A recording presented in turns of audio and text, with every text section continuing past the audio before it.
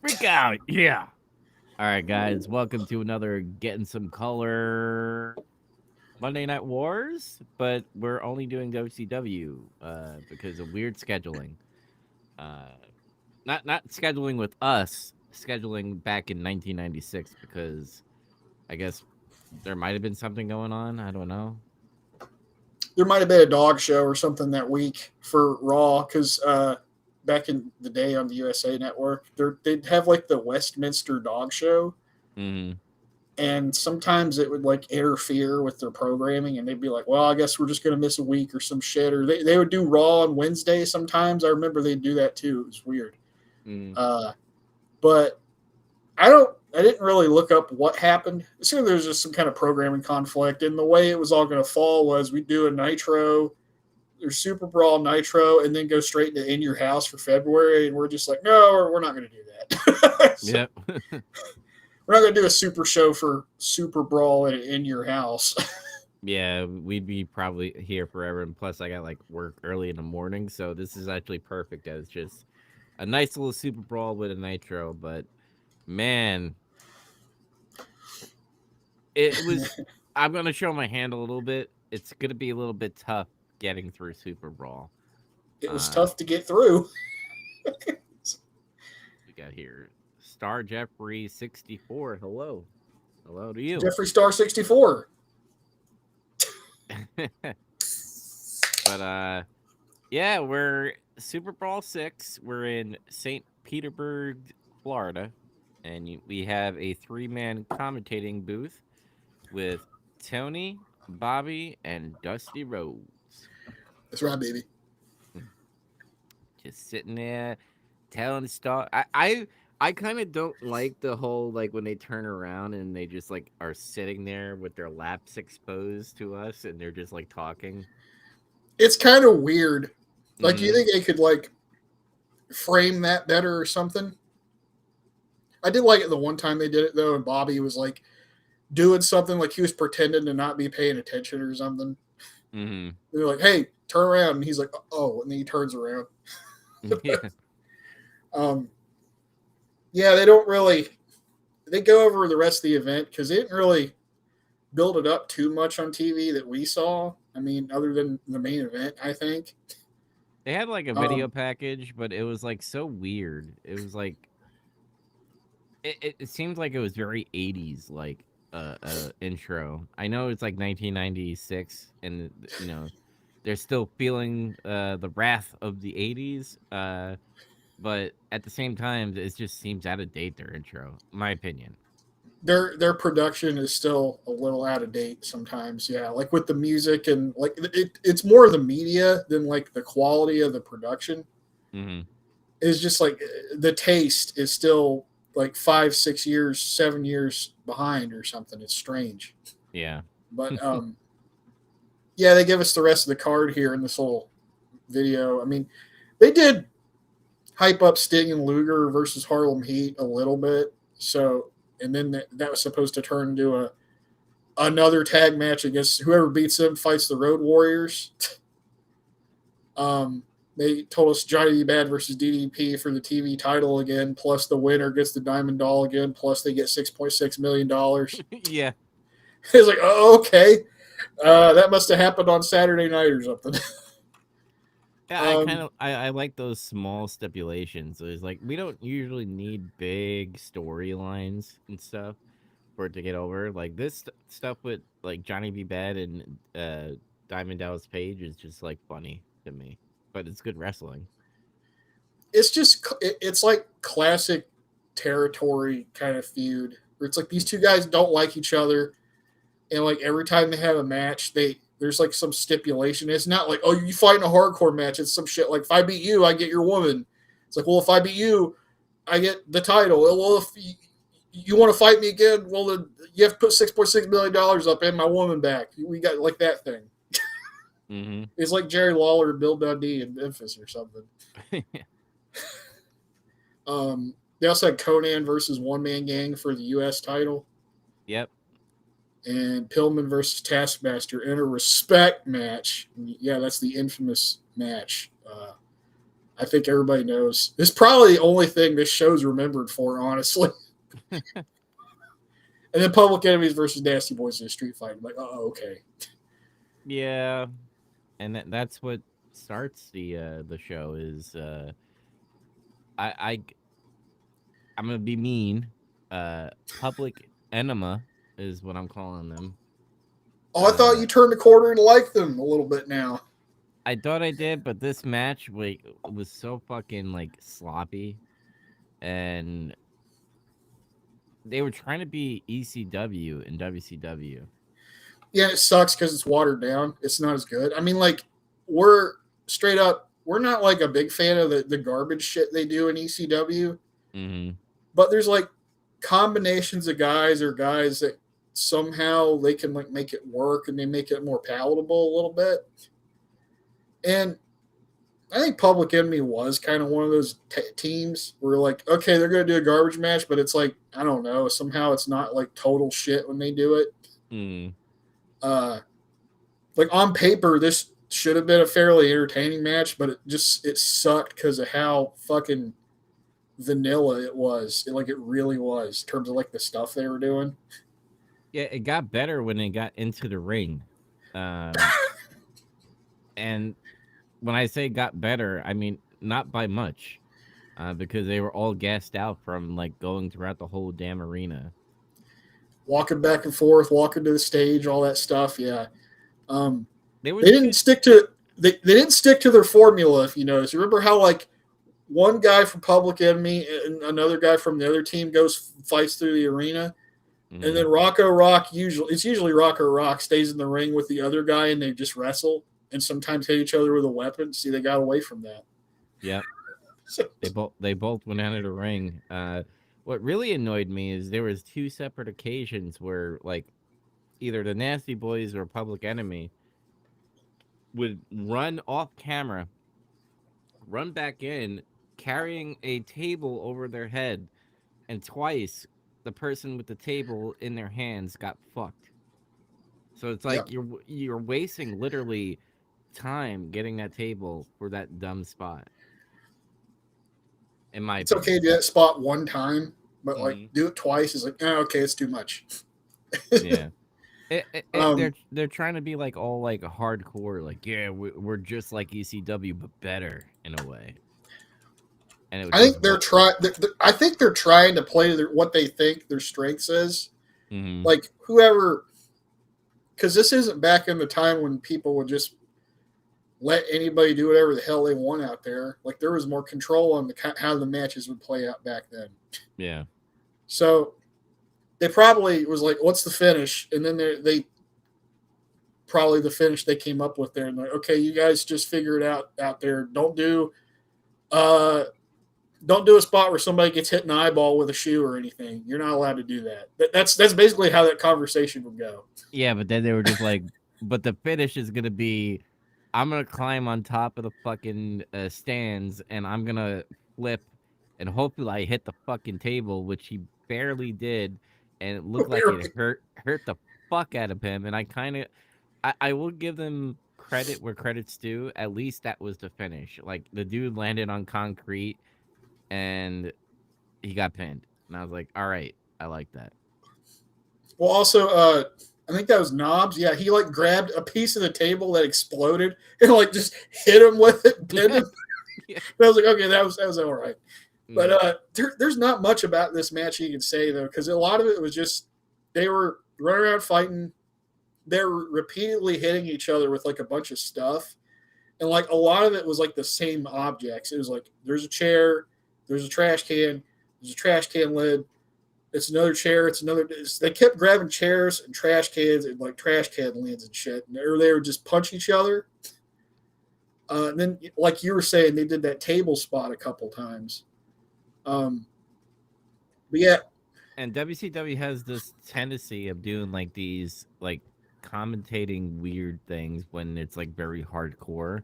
Like when they hear like the trash can hit against the head, they're like, "Ooh!" Oh, Like it's like foreign to them that they like never seen this before, which I get it. Like casual people haven't really seen ECW, So that's like new to them, and they're trying to make it look like, wow, this is crazy type of wrestling. So I Not get even it in just a way. casual people back then. It's like you had to be in a specific region of the country to even see it on TV. And they had that weird ass Mm-hmm. time slot too. So you had to be like a pretty dedicated fan. You had to like live in the area where in Philly or drive to Philly to go see it live. Or live in that whatever their broadcast zone was, which I guess was like Philly to New York to I guess New Jersey got it. And that's Mm-hmm. kind of it. Unless you found like you know about it and you ordered like a VHS tape, you don't nobody knows about what ECW is. Yep. So they're trying to like introduce it, and I do like that. Uh, fucking Bobby was like these boys from Philadelphia, and then I guess the Nasty Boys were from New York, right? They were from WWF before they come to WCW, or was it the other way They around? were I think Knobs and Sags. I want to say they might have came from the AWA first. And then they went to Okay. WWF, and that's where they really kind of took off more. I'm not sure about that though. Mm-hmm. But I just thought it was hilarious that Bobby Heenan like brought that up. He was kind of like low key mentioning the other federations without saying it because that's what they did back then. Especially with Vince McMahon, you couldn't even say like New Japan when he was running Gorilla back in the Except for day. like when Gene just straight up said World Wrestling Federation later. He was just like, "We got Yeah. two." We'll get that in a bit, but like, yeah, that was a fetish though. It was like Rocco did a senton through a table off a balcony in the bleachers and fucking crashed and burned and got pinned. That's it. Yep. Would you give it? 4.6. I gave it a 4.7. It was lower before. I was at a 4.1, but then the finish, I was like, okay.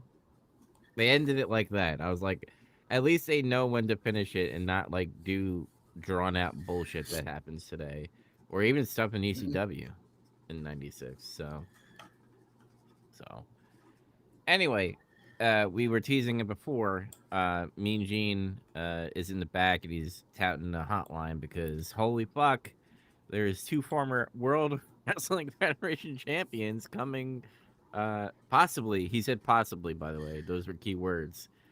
Possibly coming to WCW soon. Mm-hmm. I wonder who that is. And if the rumors are correct, if they play it right, it might be good. It didn't end up being good for the well. In kayfabe, it wasn't good for them. For the company, Yeah, it was good in the short term. And then it kind of, I don't. It's complicated. it's kind of like stocks. Is like well, you have to like, sell it before it like fails, and we all know what happened at Oh yeah. WCW. But yeah, it's so funny hearing that because there are at times when they are giving each other words, both Uncle Eric and then Vince with his little skits that he has going on in WWF.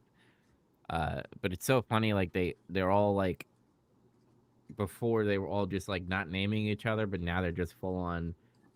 These are kind of like the pre-shots before war, essentially. Like the calm before the storm, essentially happens, where Uncle Eric forces Vince McMahon to get edgy, Mm-hmm. essentially. Uh, which we haven't got there yet, but it's building up to that Yeah. point.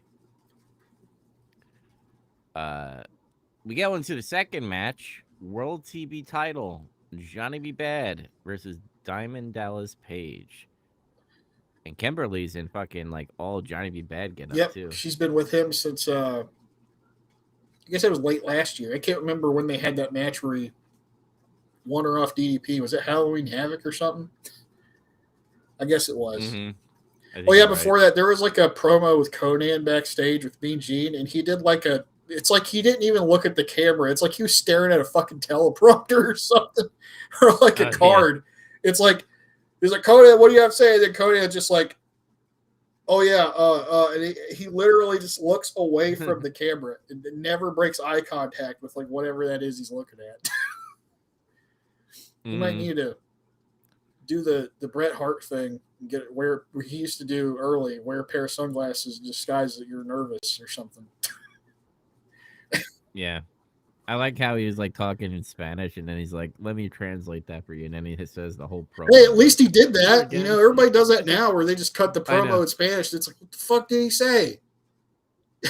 You're leaving us out. You're True. leaving us out of the loop.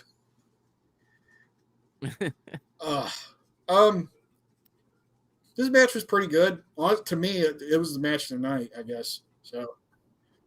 Oh, yeah, it's a match of the night for me too. Yeah, it's like petty theft though on this card. Fuck. DDP came out with like a bundle of roses, and he tries to give it to Kimberly, the Diamond Doll, and she just refuses. And then Johnny jumps him. It's like, okay. And then DDP's getting heat on Bad. I noticed he did the stun gun. DDP's adopted the stun gun from Stone Cold. Which I guess he probably, bro, can I use your moves? Like, yeah, who cares? You can use it, whatever, you know. I ain't gonna use that damn move again. I think he's still using it right now, but like he barely does it anymore. I think I remember him doing it when he was ringmaster. He does some other cool shit too. He did that swinging gut buster, that thing where he like gets the dude up on his shoulder and he like spins him around, does a gut buster. Pretty sick. Yeah. The funniest part about there's like this whole sequence here where he's getting heat on Bad. Is he elbow dropped Johnny B. Bad in the nutsack like really early in this match, and it's like it killed him. It like tore his groin or something, because it's like the whole time he's just for 5 minutes straight he's selling that he can't get up because his nuts are busted or something. I'm not exaggerating. It was a really long time. He might have got him in the nuts, and he's just like, "Fuck, brother, I need to like gain my composure. Can you give me like 4 minutes to like regain my composure? Because that one went a little too close." But DDP kept hitting like big moves, and he was getting distracted by the doll out on the floor. He did something. It was like, do 10. And she's like, fuck, I'm not doing that anymore. She gave him a 0 or something. He gets Bad in the chin lock for a while. And he's like using the ropes several times for leverage, which is cool. He even did something I really like, where he put Johnny B. Bad in a sleeper. And he like stood up on the ropes. It's like he was climbing the ropes with his feet so he could get more leverage. I'm like, you don't really see guys do anything like that anymore. No.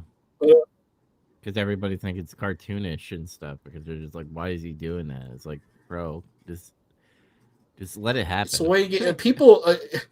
I think it's like the wrestlers in their minds think it looks cartoonish, but like I think most people would still accept that, because they still do the leverage thing sometimes. You know, if the heel's got a chin lock on or a sleeper, he'll do the thing where he's hanging his feet on the ropes. They'll still do that. Nobody's like booing him or anything like this is shit or anything like that. They're just psyching themselves out, and they think like, oh, this shit looks hokey. I don't want to do it. Bad gets out of that though, and he tries to do a roll up. The DDP kicks out at like 2.9. It was like that close. But Bad's coming back. He just punches, does a big double axe handle off top rope. He elbow drops DDP in the nuts. He gets revenge. And he hits like a top rope sunset flip for 2. But DDP gets back in control because Bad keeps playing to the fans every time he does a move. And that's what he did the sleeper thing I was talking about.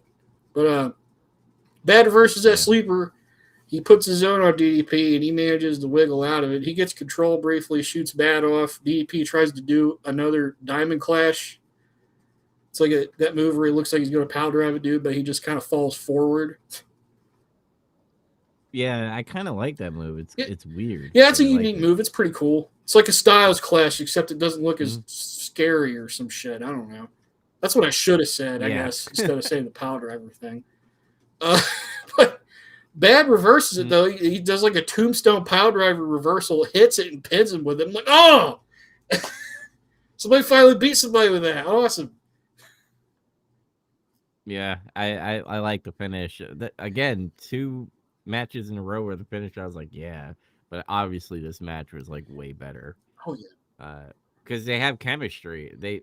Ever since the first match they've been having chemistry.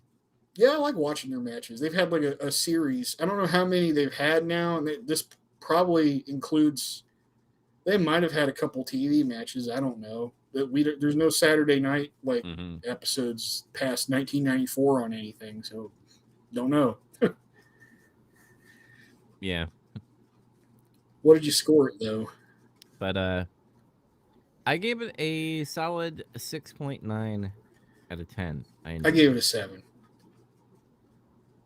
Oh, okay, Yeah, we're pretty close. I thought it was good. It was like this is good, and I think they've had a.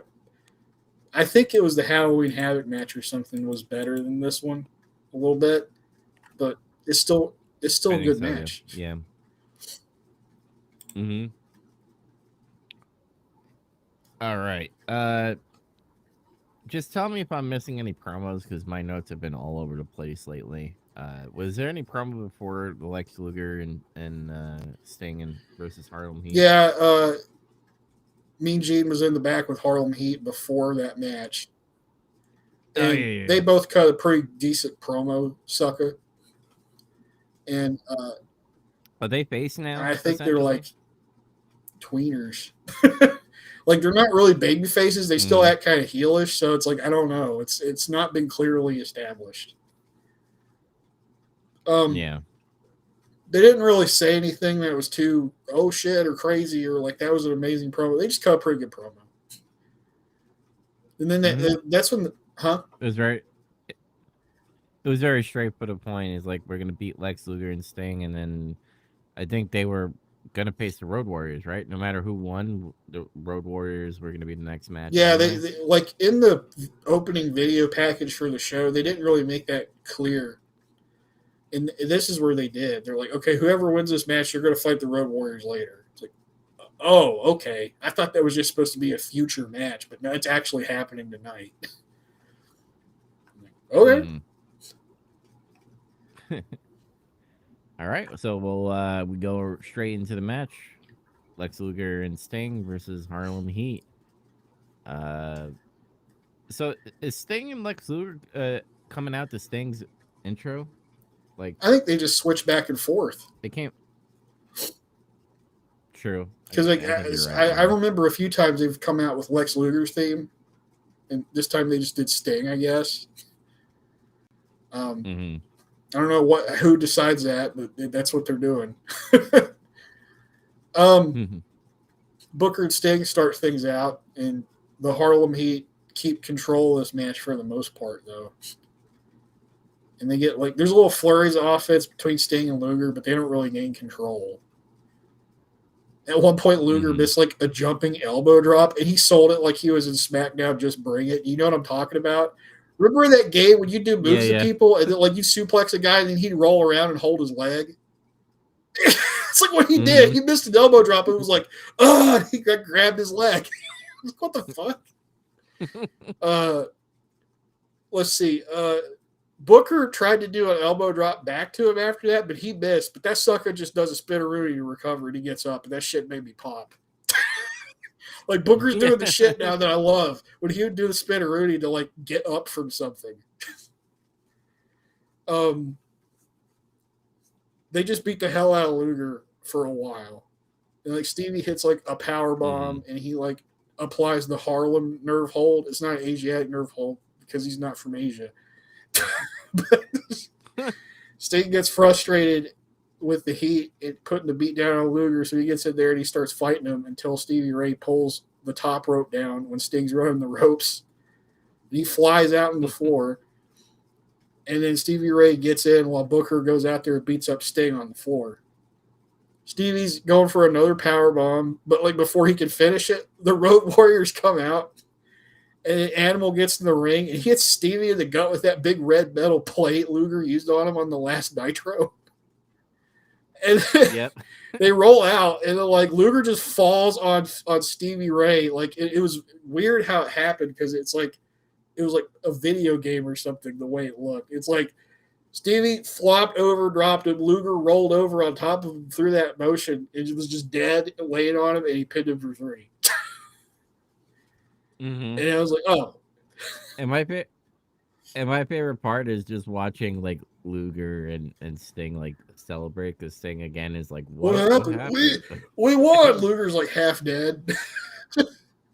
Yeah. He didn't cheat that time. That is true. It wasn't him, but I mean he was self aware to pin, I guess, or kind of like fell on him for the win. But he was self aware to do it if he was moving his body in that direction, I guess. But yeah, I like this match, but I also hate the whole like setup thing. Like, oh, this match is gonna lead to another match. Uh, I don't know why I hate it so much. I think it's just because I don't want to see the same people over and over again. Uh, and that's what we're essentially gonna see is Sting and Lex, the best friends that are tag champs going against legendary characters. I thought because they didn't make it clear when this match was going to happen. Like first, I thought this is going to be a future matchup later. Okay, like no, it's happening tonight. Oh, okay. For some reason, I just assumed it was going to happen right after this match was over, and it didn't. They spaced it out a little bit, which is fine. I don't mind it because they don't tend to do that a lot. If you don't like it, there's an episode of SmackDown, like an early episode of SmackDown, you really won't like because it involves Triple H having like 3 different matches that fucking night or something. Like Vince McMahon's trying to screw him over or some shit. He makes him wrestle three times in one night. Oh my god, I remember the Attitude Era. There's a lot of that where it's like multiple matches a night. I gave it a 6.2 though. I thought it was pretty solid. It wasn't like great or anything, you know. It was okay. It was what it was. Yeah, I gave it a 6. I gave it the Sting curve and the Lex curve. Is this where the Road Warriors are having their promo with Mean Gene? No, it was later. Mean Gene's waiting on the ramp for them to come back, Luger and Sting. And he tries to tell Luger, like, you didn't win because you didn't really beat them because, and then Luger just takes over. He's like, I told you I'd be there, Sting, and we won, and we're the tag team in the 90s. And then, like, Gene's, like, trying to tell Sting now. It's like, Sting, no, you don't understand. This Sting just talks over him. And he's like, I'm with the program package. We did it. Woo! He does his woo thing, and then, like, he just talked. They both talked over him. And he didn't get. It's like they never learned. They didn't win legitimately. I mean, Luger doesn't give a fuck. But we move on to this match, the U.S. title match with Conan versus One Man Gang. Oh yeah, and that was like Conan's U.S. champion. I was like, what? What did that happen? Yeah, I was like, huh? So when I messaged you on Facebook about Conan being impressive and stuff, I wasn't talking about this match. I mean, we're going to talk about it in Nitro. But man, this match was weird. It was a bit weird. I mean, like, I get what you're saying. It felt a bit strange. I didn't rate it badly though. I gave it an average rating. Oh yeah, it's still mid for me, but I just felt the chemistry was not there. They were flopping all over. Yeah, it was a little. There was some mistiming. There were some timing errors, I think, a little bit. Not as bad as one that we see on Nitro, but it's like, Gang. Like apparently, Conan beat One Man Gang like on TV for that title, and we didn't see it. It was probably on Saturday night or something. But Gang is clubbing Conan and he's beating up Conan until Conan starts doing lucha shit and drop kicks to his knee, and then he does a second rope drop kick to his knee, and then he spears him through the ropes because, like, off that second drop kick he does or something, like One Man Gang just like stumbles into the ropes and he's like hanging up in it. And then Conan speared him, and like I don't know if they forgot about those stairs there or something. Maybe they did it because the stairs were there. They thought, "Oh, I'll spear you, bro," and then you roll on the stairs. We'll roll off, and it'll be safe. It's like, oh, okay. Now you got nut job spearing people out to the floor. So, you know, I think Conan hits a senton from the apron out there. He's like, he just does all this offense in like 2 minutes or something. And I gotta say, I enjoy One Man Gang selling though, because every time he's like Luger, it's like a fat version of Luger. Every time he gets hit, he goes, "Oh!"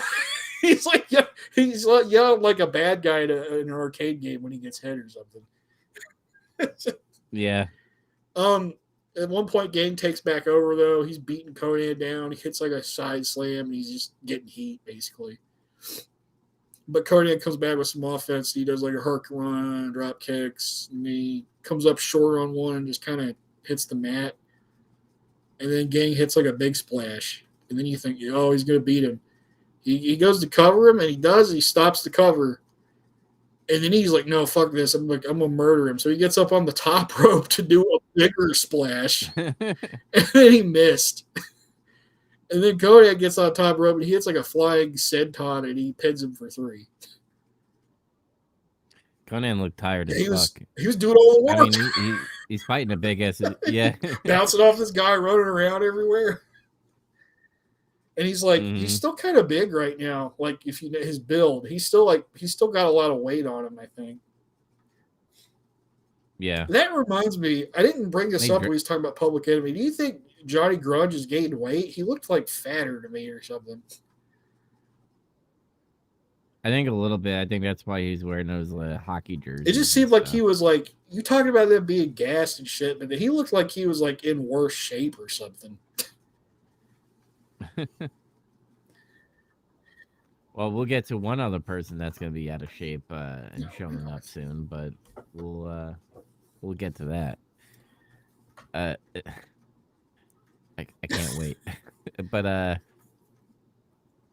I thought this was an okay match. I thought it was a little sloppy at times, but like you said, the selling was funny.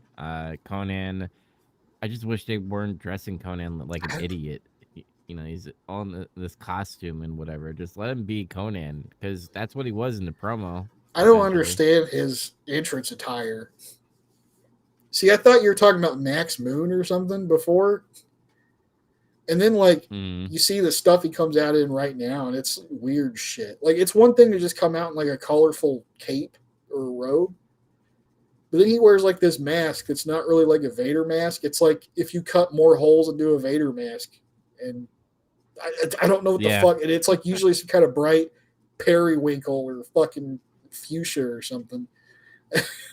It's just odd. Yeah. It's just weird. But, like I said, I gave this a pretty mid score. I gave it a 5.1 out of 10.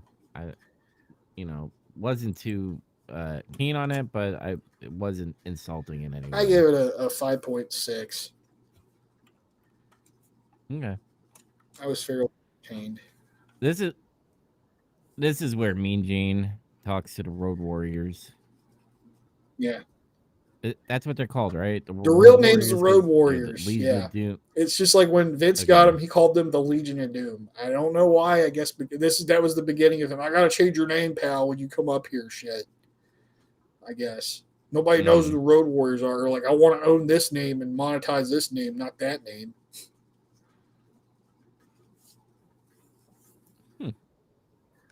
But what do you think of their promo, by the way? Because again, they did the thing where one guy says what the other guy is going to say, and then the other guy repeats what the first guy said the other guy was going to say. Yeah. Is this how they always like did promos? I think so. Then? It's like their promos are kind of like ping pong a little bit. And yeah, sometimes they just do a thing where they finish the other one's sentence or whatever. But I think it's more about the delivery than it is like the content. Maybe not like on the level of an Ultimate Warrior or something where it's like, I don't know what the fuck he's talking about, but like, let's go. Like, you understand what they're talking about. It's just that It's like he just said the same thing the other guy said. He just said it a little different. Or sometimes he just straight up says the same thing. It's just he sounds angrier. Just, I do like fuck, I don't know if it's Animal or Hawk, but I think it was Hawk where he's like, "Oh, sorry, Harlem Heat, not," and I was like, "That's funny." oh, yeah, that was That was Hawk. funny. So like the way you tell them apart is like Hawk's got he's got the reverse mohawk shit, and he's the bigger one, and he's got like the spider on his head. That's Okay. Animal, and then Hawk's he's a little smaller, and he's got the gravelly voice. He's got the gravel voice. That's Hawk. Okay. But yeah, he said if they got a problem, they need to get. What'd you think of it? But oh, this is the respect strap match. As you say, the infamous match between the Taskmaster Master Kevin Sullivan with Jimmy Hart, woo, versus Brian Pillman. Yeah, I was confused about I knew the match involved a belt or like a strap, and they called it a respect match. And I'm like, what the fuck is a respect match? And they tried to explain it, but I still think they explained it poorly. Because what were you gonna say? No, I was gonna say something else, but I was gonna say they try to tell you how the rules are, and they say it's a strap match, but somebody has to say they respect the other guy, and like finally after it's like they tried to explain it twice, and then the third time they finally did it right. And I'm just like, just say it's. I don't think an I Quit match existed yet. There wasn't anything called that where they specifically say I quit. It was like there was like a variation of a Texas death match that way or something, more or less, I think. So this is kind of like in that vein of I quit, but there's like a strap and you can't run away from each other. Yeah, this is very territory-esque. Has a little bit of sprinkle, even though I know Vince Russo is not there, but like a Vince Russo type of thing where, like you said, I Quit wasn't happening yet, but imagine if I Quit was happening, Vince Russo would be like, instead of saying, I quit, bro, what if we say, I respect you, bro? And like, that's what I thought when I heard it. I was like, that's a very Vince Russo thing, but you know, obviously, I Quit matches weren't a thing yet. Nope, not yet. Yeah. Yeah, like Taskmaster comes out first. Then Pillman just like runs down to the ring, and they start fighting instead of being strapped together because they're supposed to be strapped together. But he's just got the belt and he just starts fucking hitting him with it and shit. And it looks like a shoot fight again. Like they're actually fighting. It's like Pillman's trying to like wrestle Sullivan down, and then Sullivan, there's a spot where you can see him like he straight punches him in the head. And then they're almost like on the ground. They get back up and shit. And then Pillman just charges the referee and like claws the microphone out of his hand. Like he's forcibly taking it from him. Because he's like, what the the referee, I think, is confused. Like he doesn't know what the fuck is happening right now. And he just says, I respect you, Booker, man. And then he like rolled out of the ring and he leaves and he flipped everyone off. And the match is over. it's over. And that means he's done in WCW, right? This is his last match. Fired over this. I tried to look up, like, is Sullivan in on it with him? Is this shooting? Are they work shooting? What was going? Because I didn't really know the last time they did something on Nitro. We talked about that. And from what I read, he didn't know what the fuck was happening. So he was shooting basically, and he's tried to spin it, I guess, in his later years. Oh, I knew he was working, but it's like the consensus seems to be Pillman worked everybody, including Bischoff, to get fired. And, I mean, Arn Anderson would have never came out, in my opinion, right? If this was like a planned shoot. Plus the in a way he way. came out, like where he like, I think Bobby Heenan says it looked like, or no, Bobby Heenan didn't say that. That was a comment I read in Reddit. It looked like Arn Anderson came off the golf course to the fucking rig. Yeah. Because he was wearing like loafers and like fucking red shorts and like a polo shirt or something. Yeah, it was very like uncle-like, just going to like coming from a barbecue to go fight the other uncle. The other essentially. fucked up uncle. Yeah. Like, yeah, I found another layer to this. I mean, one day I'm going to read the book that was written about Pillman, the biography. But like, apparently, the way Pillman worked Bischoff was he told him like, "I'm going to do this shit, and then you can fire me, and I'm going to go to ECW, and then you guys bring me back later." And then Bischoff was like, "Oh, okay, we'll do it then, I guess." But he didn't expect him to like do this. I guess I guess that was like in his mind, this will guarantee that they'll fucking fire me because he wanted to get fired. And then he did go work at ECW, but he didn't go back to WCW like they talked about. He went to WWF. So Yeah. he worked everybody. Remember there was like rumors that he was like a Bischoff spy going to ECW and then WWF. I didn't hear those rumors actually. Yeah, that's one of the rumors. Like when he showed up at ECW, like there were people backstage were like weary of him because I guess obviously since there's no internet and probably he didn't talk to a lot of people because he wanted to work this angle. They probably thought he was loose cannon. Yeah. So, like this is a crazy guy. Can't trust him. He might be working still. He might be working us and just fucking around. You know what I mean? I did hear that when he was in ECW, a lot of people didn't know what the fuck to make of him, basically. But yeah, when Arn comes out off the golf course, they kind of have a match for a little bit. It's like in place of what happened because it's not the way it was supposed to play out, I guess. But then, like, it's so funny. I'm sorry to cut you off. It's funny because it's like, in a way, he got the win based off of the rules because he said, "I respect you, Booker man." So that's a win for Kevin Sullivan. But in my eyes, just like a no contest in a way. And then later on, there's another no contest with Arn Anderson. It was just like I'll give him credit what credit's due because they probably didn't know that fucking Brian Pillman was gonna do that. This was a good band-aid to put over. Be like, hey, I'm Arn Anderson. I'm like the level-headed dude here. I'll beat your ass, and I will still respect you if we work together. The angle. And then you have Ric Flair come out and be like, we're on the same team, and he's like fucking like losing his shit. It's like, yeah, that's the match stops when Flair comes out.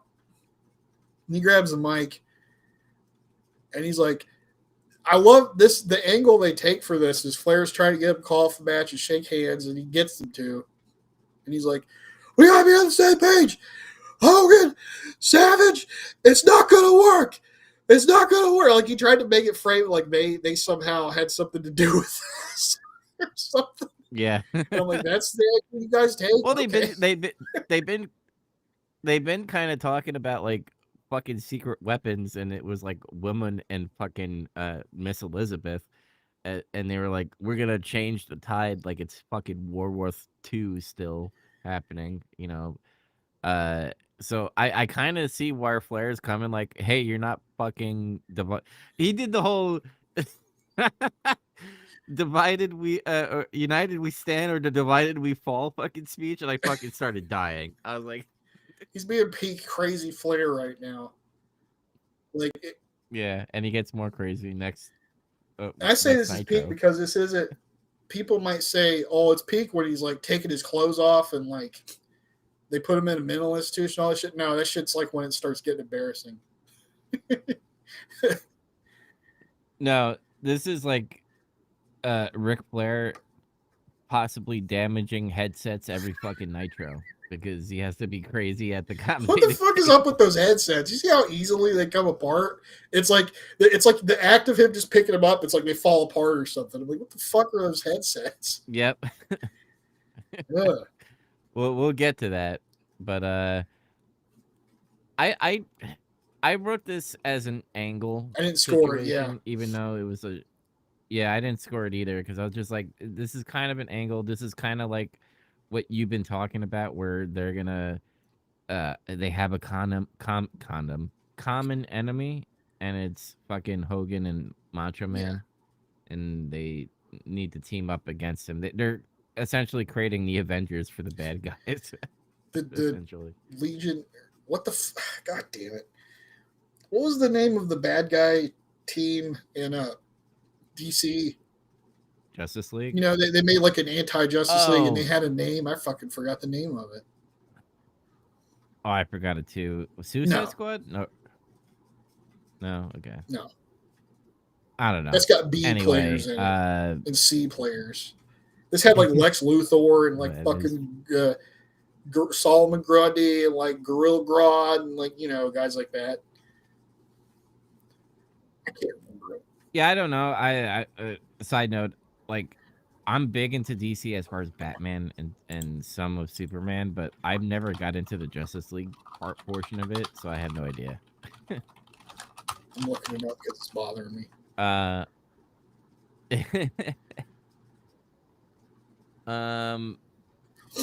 Oh, is this the first time they like mentioned Kevin Sullivan being the devil?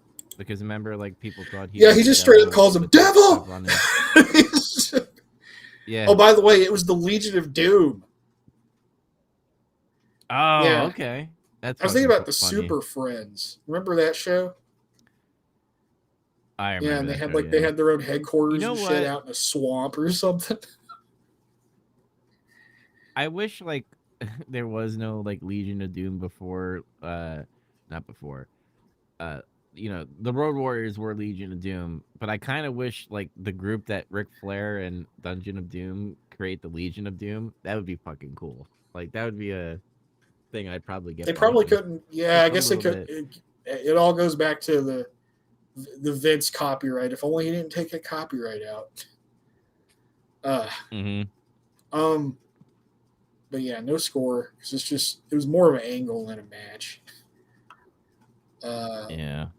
Oh my god. Fucking Mean Gene with Jimmy Hart and the Giant. Yeah, you know what though? This is like I think the first real promo the Giant has cut so far. Because if you think about it, like every other time he's gotten mic time, he's just like yelling and spitting and talking about how he's gonna like crush Hulkamania or something. Like that's all he says, more or less. This time he's like saying more things. like he says he's been in the Dungeon of Doom and he's seen into men's souls and he's seen the maggots and shit. Like, what are you talking about? He's kind of cutting an Ultimate Warrior promo a little bit. Yeah. And then he starts screaming about Hulkamania and how it's over. It was like, oh, okay, it just turned into the promo he's been doing. Yeah, they're going back. At least we don't hear about Andre the Giant's son anymore. I think they kind of like slowly. They brought it up again in his match. It was one line. No. It was one throwaway line by Bobby. Was it Bobby? I knew it was fucking Bobby. But Jimmy Hart reiterates that this big deal. This is a cage match. Nobody's getting in. Nobody's getting out. No more B movies. No more Thunder in Paradise. No more WCW TV. Like he's like laughing and shit, and he just walks off. Yo, he dyed his fucking hair and fucking like goatee like fucking super duper dark black. It's insane. He's like, I'm a fucking bad guy. I have to like play the part, and he's like super duper black hair. He's got to get over the fact that he's evil now. Yeah. Gene says something about Hogan after they leave, and then the Giant comes back and he starts threatening him and shit. That part was actually kind of funny. Yeah, I laughed. Like, I'm sorry. It's just.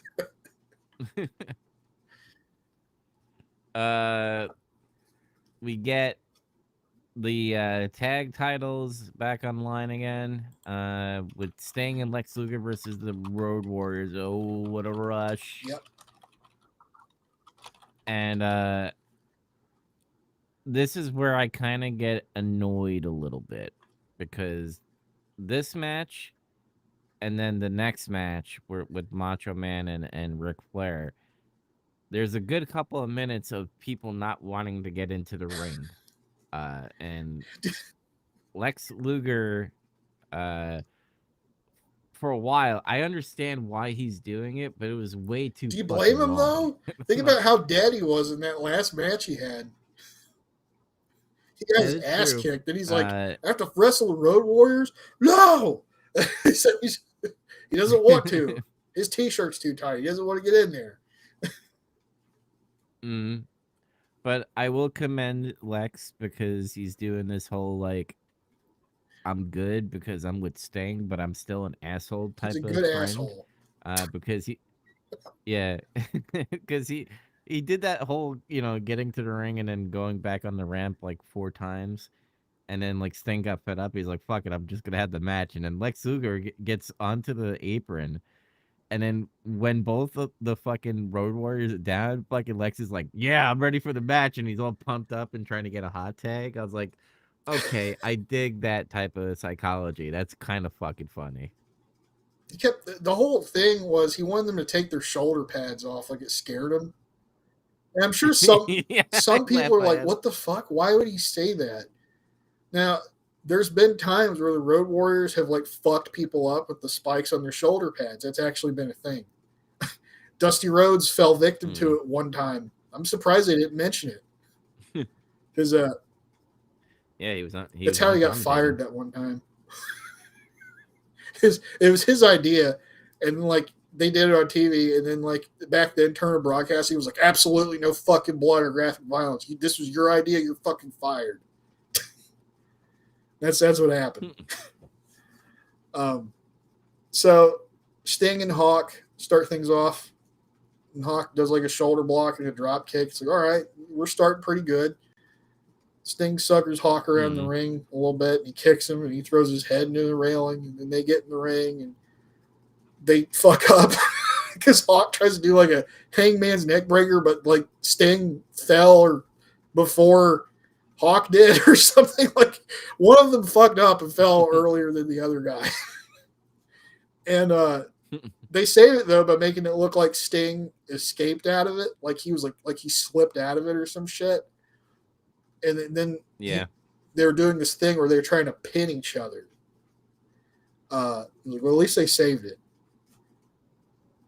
Yeah, it was Dumbass modern wrestlers were just, okay, I'm going to do it again. And we did it that time. See, we did the move. We can do it, guys.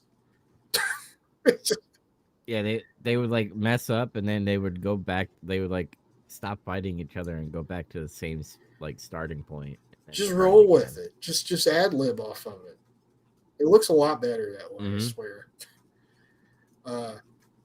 They get things back together though, because like Hawk puts Sting in an STF, and that just enables them to like, all right, reset, and then they get back up and just keep having the match, which worked. Yep. The match goes on. Road Warriors are just beating up Sting for the most part, and Luger, and then they do a cool spot where Animal and Sting take turns suplexing each other and no sell each other's suplexes. It's like Sting suplexed Animal, and then Animal just stood up. And then he's like, what? And then Animal suplexed him, and then Sting did the same thing, and he does the, shit. I like when that happens at times, because when they do it a lot, it's just like annoying, but at certain times, I'm like, that's cool. They're just getting the crowd riled See, up. we talk about this before sometimes because we always talk about Hogan's Hulk up and how, like, because both of us sometimes go, I like that he no-sold that and did that thing. That was just cool. But, like, we had a whole discussion about it one time where it was like, well, how come we don't like the Hulk up versus, like, something like this? And it's because it's unpredictable, though, I think. That's, like, a big part of it. Because, like, you couldn't predict that they were going to just no-sell that suplex and then do it again. Like, there was no, oh look, he's in position, he's fucking shaking. It's like, oh, you know what's gonna happen now. Like, nope. But the match breaks down though, and both teams are just fighting out on the floor, and it's a double count out. Yeah. And it's just like, what was it like? Did they just need to fill up time? I guess, and I think they want to play this out more. Like they want Sting and Luger to face the Road Warriors in another match later. So I guess this is their excuse to double DQ it. I would have just, I mean, I don't know. I didn't hate it because they haven't done this yet with these guys. Have like that. There's no finish. The previous match, there was cheating going on. Lex Luger cheated to win. So this time it was like there's no clear winner. It's like, okay, I usually, unless it's executed really shittily, I usually don't care that much if they do a double DQ or a double count out, one time or something. But if it starts becoming like a pattern, then I start getting irritated with it. Some people hate that shit. It's like they just don't accept it at all. Yeah, I'm not like super upset, but I'm also kind of just like, I kind of wish that I then again, I get it because you're trying to like not get people injured and like make sure they get a good rest and a fair rest before they face against the Road Warriors. But I kind of wish they would just like went into after beating Harlem Heat, like Harlem Heat's all pissed off, they leave the match, and then all of a sudden Road Warriors come out, and then you go into the second match. And then they could have had the same finish essentially and be like, fuck this, and they all just get counted out, and then you can continue it, later on. But it almost, and I get it, because you want to continue the business and make more money. But also just like teasing it in the Super Bowl of possibly seeing new tag champions is just like annoying. But I get it, like they want to build the business on it. It's just a very tease. Yeah, I think the motivation behind it is like they want to get the Road Warriors on the card because it's Super Brawl. And it's like, at the same time, it's like, well, we don't want to beat them decisively either. So this is our out, I guess. Super Brawl yeah, Sunday? let's look at Super Brawl Sunday right now. Super Brawl Sunday? I gave us I gave us a 6.2.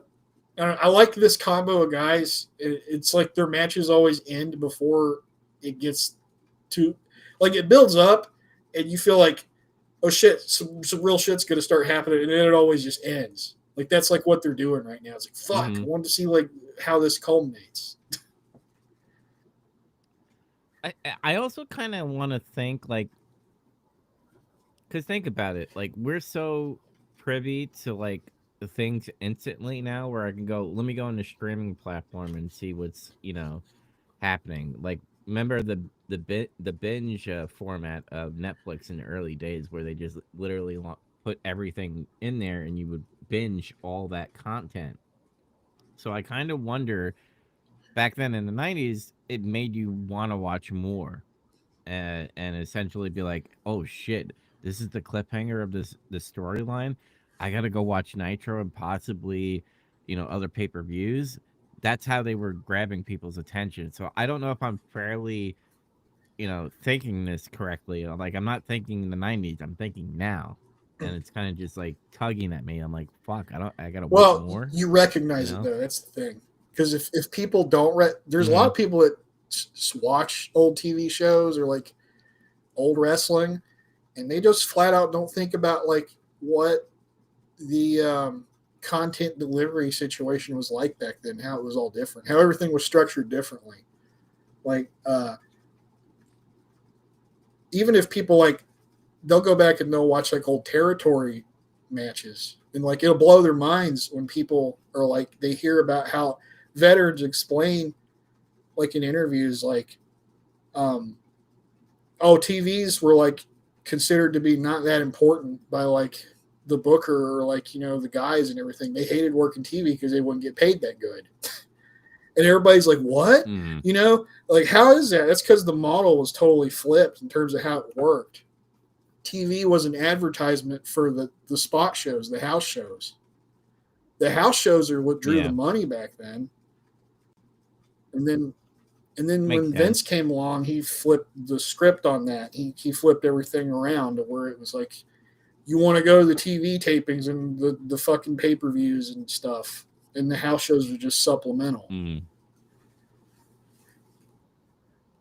Yeah, what people don't understand, and what I'm about to say, you know, you've already remember when we covered the Star Trek movies on Big Trouble, like the, you know, First Contact. They talked about like Picard being a Borg at some point because that's what happens. Imagine in the '90s watching Star Trek Next Generation, finding out that Picard got taken by the Borg and is turned into a Borg, and have to wait for You have next to season. wait like 4 months or whatever that is, that Yeah. gap, because the TV season used to last way longer, and then you would have like a few months where you're just like, what the fuck is happening? Yeah, what am I supposed to watch? I guess I'll watch America's Most I'll watch Wanted or Cops until Star Trek comes whatever. back. Yeah, but that's how it was. It's like they grabbed your attention based off of cliffhangers to make you want to watch more, and I think that's what happens in the Attitude Era, where like it would end on a cliffhanger, be like, holy fuck, what is Stone Cold gonna do to Vince McMahon? And then you would find out next episode, and it's just like that's how it was. So I guess I can forgive them with this whole you know, teasing us and moving us along, but I'm gonna stick to my opinion that I still don't like it. That's fine. At least you recognize it. That's fair. Mm-hmm. But I give it a 6 out of We're 10. not far apart at all. There's just a Road Warrior, Sting, Luger curve for me, I think, in play. I'm always gonna give MK Lex Luger. MK Ultra Luger. Mm-hmm. So oh yeah, they're beating the shit out of each other, and then Mean Gene is backstage with Ric Flair and Woman, and Ric Flair does the typical Ric Flair you know, promo, says that Hogan's master plot has failed again, talking about like the divide and conquer stuff, and says that when the cage goes down, all bets are off, and says that Savage won't be able to contend with him, and that he's going to bleed and sweat, but he's walking out WCW heavyweight champion, meaning Ric Flair is gonna we call Space it Mountain. leave. I yeah. Woo! I want to give credit.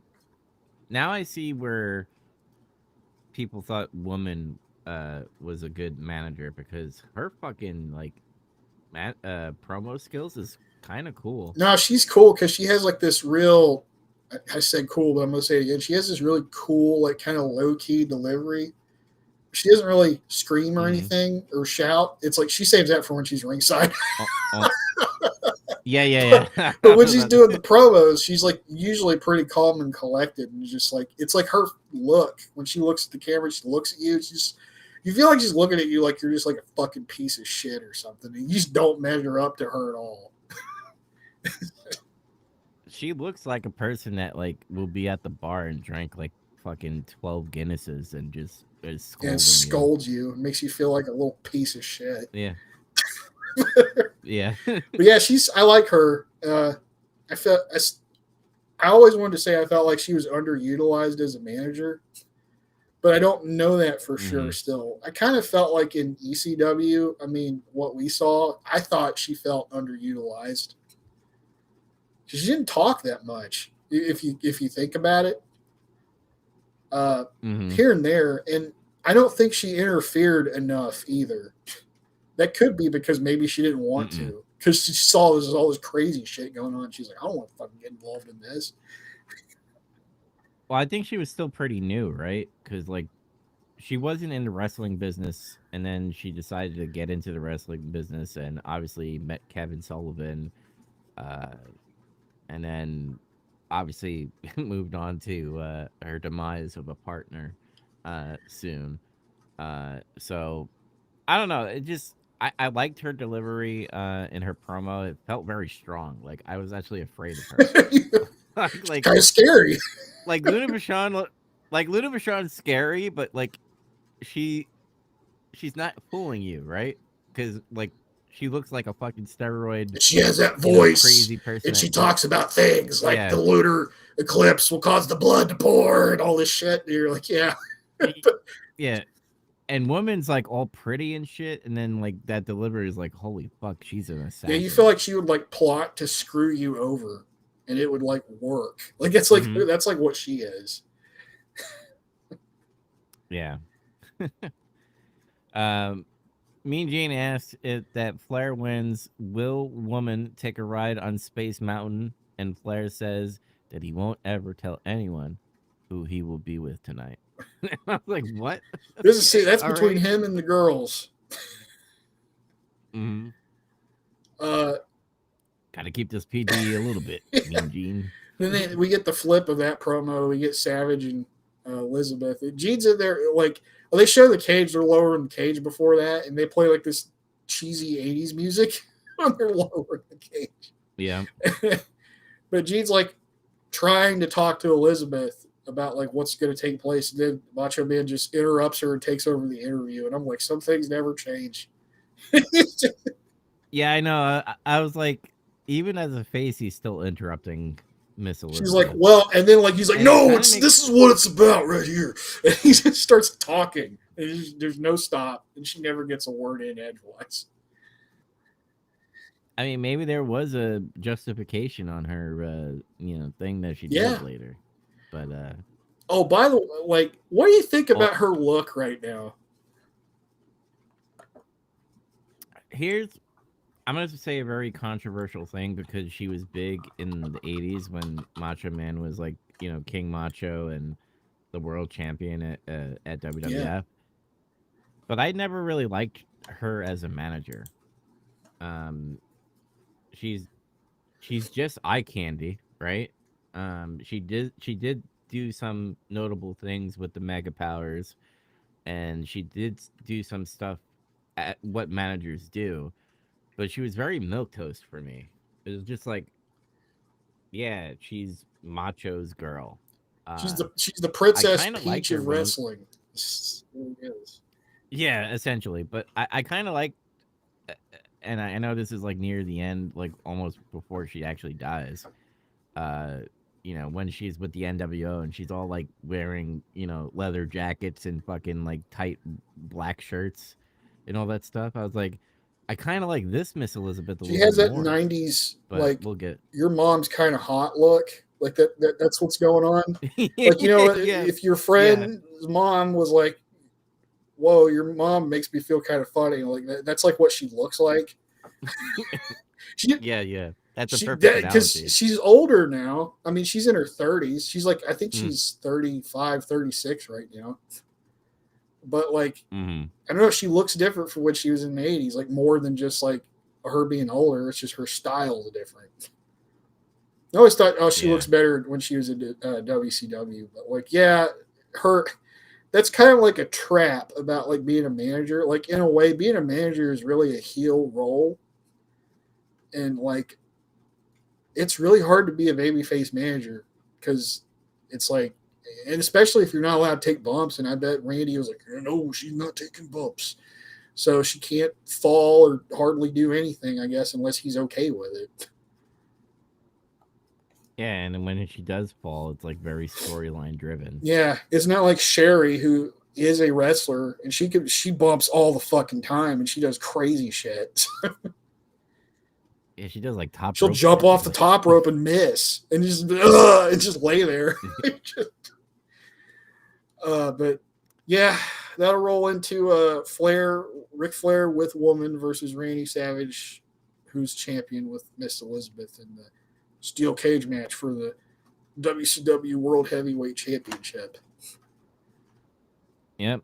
And the first thing that happens is a very long fucking walk to the ring, where Ric Flair has to have a discussion with Miss Elizabeth. Where at that point, I knew she was going to be it, as Hulk Hogan puts it, a I turncoat. didn't. I actually didn't think that.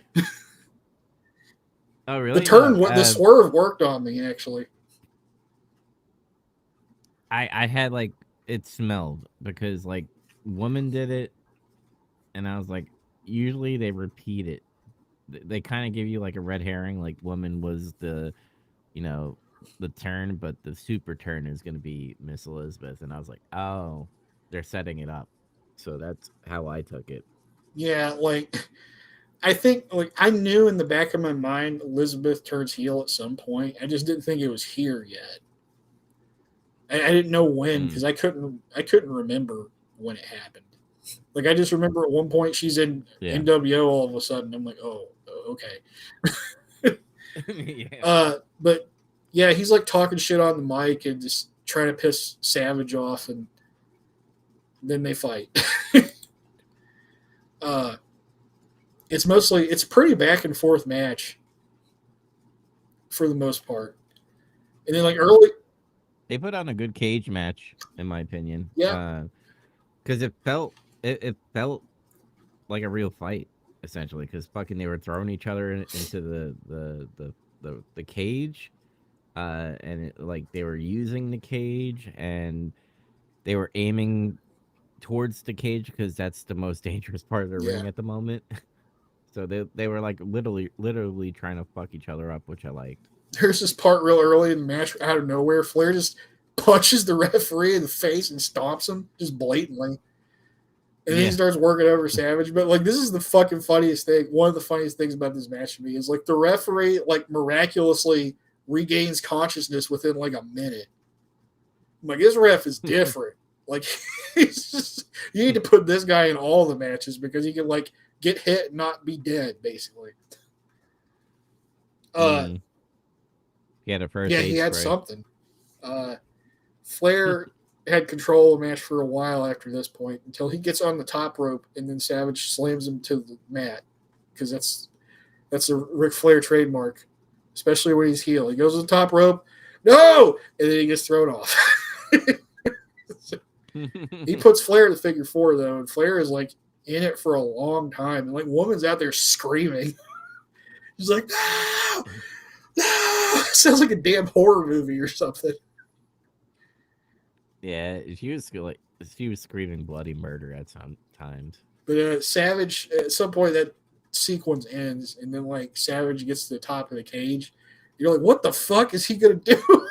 And he jumps off and does like a double Yeah. axe handle from the top of the cage. I'm like, oh, God, why?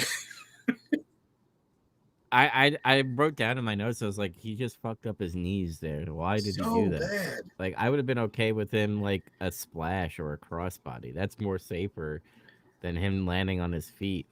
Like when fucking Sid Vicious like leg breaks and stuff. That's what you think when people jump that Yeah, height he and didn't know that how to big. land. I guess. Of course, that move was just ill advised all around because it's like when you learn like what did Sid do when he broke his leg? He said, "I'm going to jump off the second rope and do a big boot," and you think there's no fucking safe way to do that, right? Like that's your first thought. How do you're going to jump Mm-hmm. off some height and land on your one leg? It just sounds like a recipe for like breaking your leg. Yep. But yeah, I don't know why he didn't do a crossbody or something. Well, it looked cool though. I was like, oh my god, it got me to react. Uh, Flair punches him though. This is the funniest thing. He didn't hit it. He missed it. Flair punched him, and he Mm. jumped all the way off the cage just to get punched. Like what the fuck? Uh, Flair. What I would have done is you take it and then you get up and you do the flop. That's what I would have done. I would have been like he hits him and his Savage collapses and Flair's like, oh god, and he like walks and then does the flop. Mm-hmm. But That was Flair funny. suplexed Savage though after that, and then he sold his leg. But that time it wasn't a SmackDown 3 cell because Flair's leg got fucked up earlier. So he was actually selling. Flair takes his time getting heat. He does an elbow drop, puts figure four on, and then he's like using the ropes and shit for leverage, and the referee gets pissed off and breaks the hold up. Yeah, I don't get that. Like, there's no DQ. Probably Why are because you he pushed doing him in that? the face, he stomped him. Okay. He had, I kind of thought that too, but I was like, you know what? He just assaulted him out of nowhere for no reasons. I don't blame him. Flair goes for it again though, and then Macho Man rolls him up for two, like he gets him in like a small package thing. He starts coming back, Savage does, and he's throwing Flair into the cage like a bunch of times, and Flair's like got collar after that. And then he gets him in the corner, does the 10 punches, but Flair hits like an inverted atomic drop, and then he flops. Like he hit it moving, then he flopped. Savage moons Flair a lot. He's like trying to escape, and he keeps pulling his trunks down. He pulls him down, and Bobby's he laughing. fucking laughs. I guess he couldn't keep his composure. But he's like, he falls down on him after he drops him, and he gets a two. The timekeeper like fucked up and rang the bell, but it was two. And then Savage gets up, and he just starts choking Flair. So Flair hits him in the nuts, and he starts choking him back. This is like another moment in the match where it just breaks down into a fight. And then it goes to the finish. Woman tries to attack Savage with like anthrax or something. She's got some kind of white powder, and it's like, look, if you're in a certain age group, our age group, you're just gonna think your mind's just gonna immediately go to anthrax. I bet there's like Zoomers and shit, and like, you know, the next generation probably don't even know what fucking anthrax is. Remember when like anthrax was like this really scary thing? Yeah, like you open up a package and you see white smoke, you're like, oh fuck, it's an anthrax? Because that's what was scary after 9/11, like when terrorists were mailing anthrax to people. It's crazy. And then it just stopped out of nowhere. Like there stopped being anthrax bombs or packages or whatever that was. I guess they caught them, or government just stopped shipping. The government stopped shipping packages of anthrax. Flair tried to get out of the cage, and then Savage dodged the anthrax, so that was the important thing. He saw it coming. Then Flair's like trying to escape again, and Elizabeth takes her shoe off, and I thought, is she gonna hit Flair? Nope, she gave him the shoe. And then he's like, he hits Savage with it and pins him. And then Elizabeth's like, yeah, and I'm like, I didn't see that coming. I didn't know she was gonna turn there, so it got me. Yeah, it I do like that Bobby was like, look at Elizabeth. Look at Elizabeth. He loved it. Yeah. But yeah, I give it 6.8. Yeah, I'm the same. 6.8 out of 10. I don't understand, you know, every time they give the title to Macho, they're just like, all right, we got to take it off of him again. And I'm just like, you're gonna keep us warm for like a month and a half, and then you're gonna lose it. And then you're gonna get back, and you're gonna keep it warm for a month, and you're gonna lose it again. Hot potato. I mean, I know Macho Man is like, you know, a team player, and he'll like do it for business and stuff, but I would be pissed if I was just like hot potatoing the shit and hold it anyway. Because it essentially that's what it feels like. He warmed it up for Hogan, and then he warmed it up for Ric Flair. It's like, I'm not sure about this, but I feel like he's one of those guys that doesn't care too much about titles. He cares more about like, am I doing something that's cool? Are people going to be talking about my match? I think that's how he really thinks about it. We're gonna make money, brother. Money? Like how Shawn approached the second part of his career. You know, when you talk about like I'm more interested in telling a story. Oh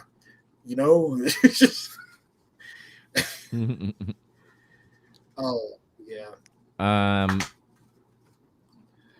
So after this, Hogan comes out with his little I call them Big Hogan man, because Big Boss Man, he had like the eye patch or whatever.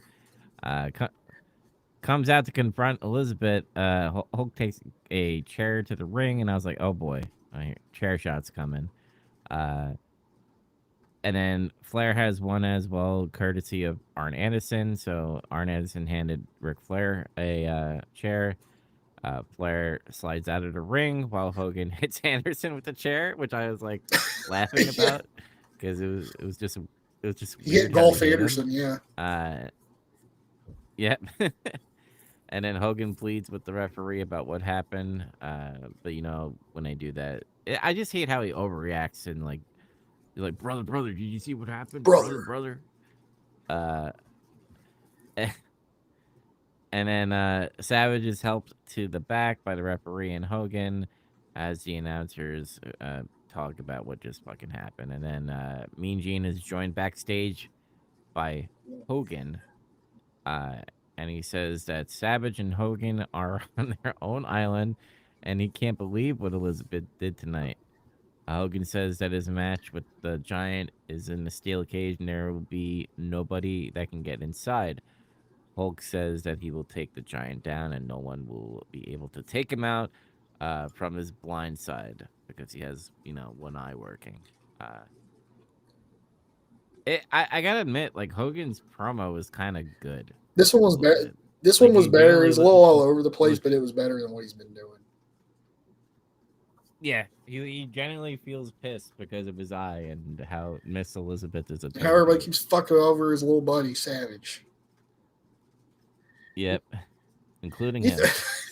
you think he should have wore a real eye patch? I was just thinking about that. Yeah, the Bandite thing is weird because it like mixes in with his skin and it kind of looks like he has no eye. It didn't render his Uh, eye. yeah.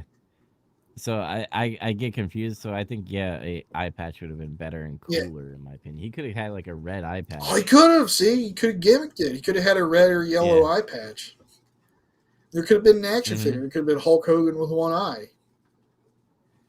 See, they fucked Yep. up. They they fucked up. They could have merchandised that shit.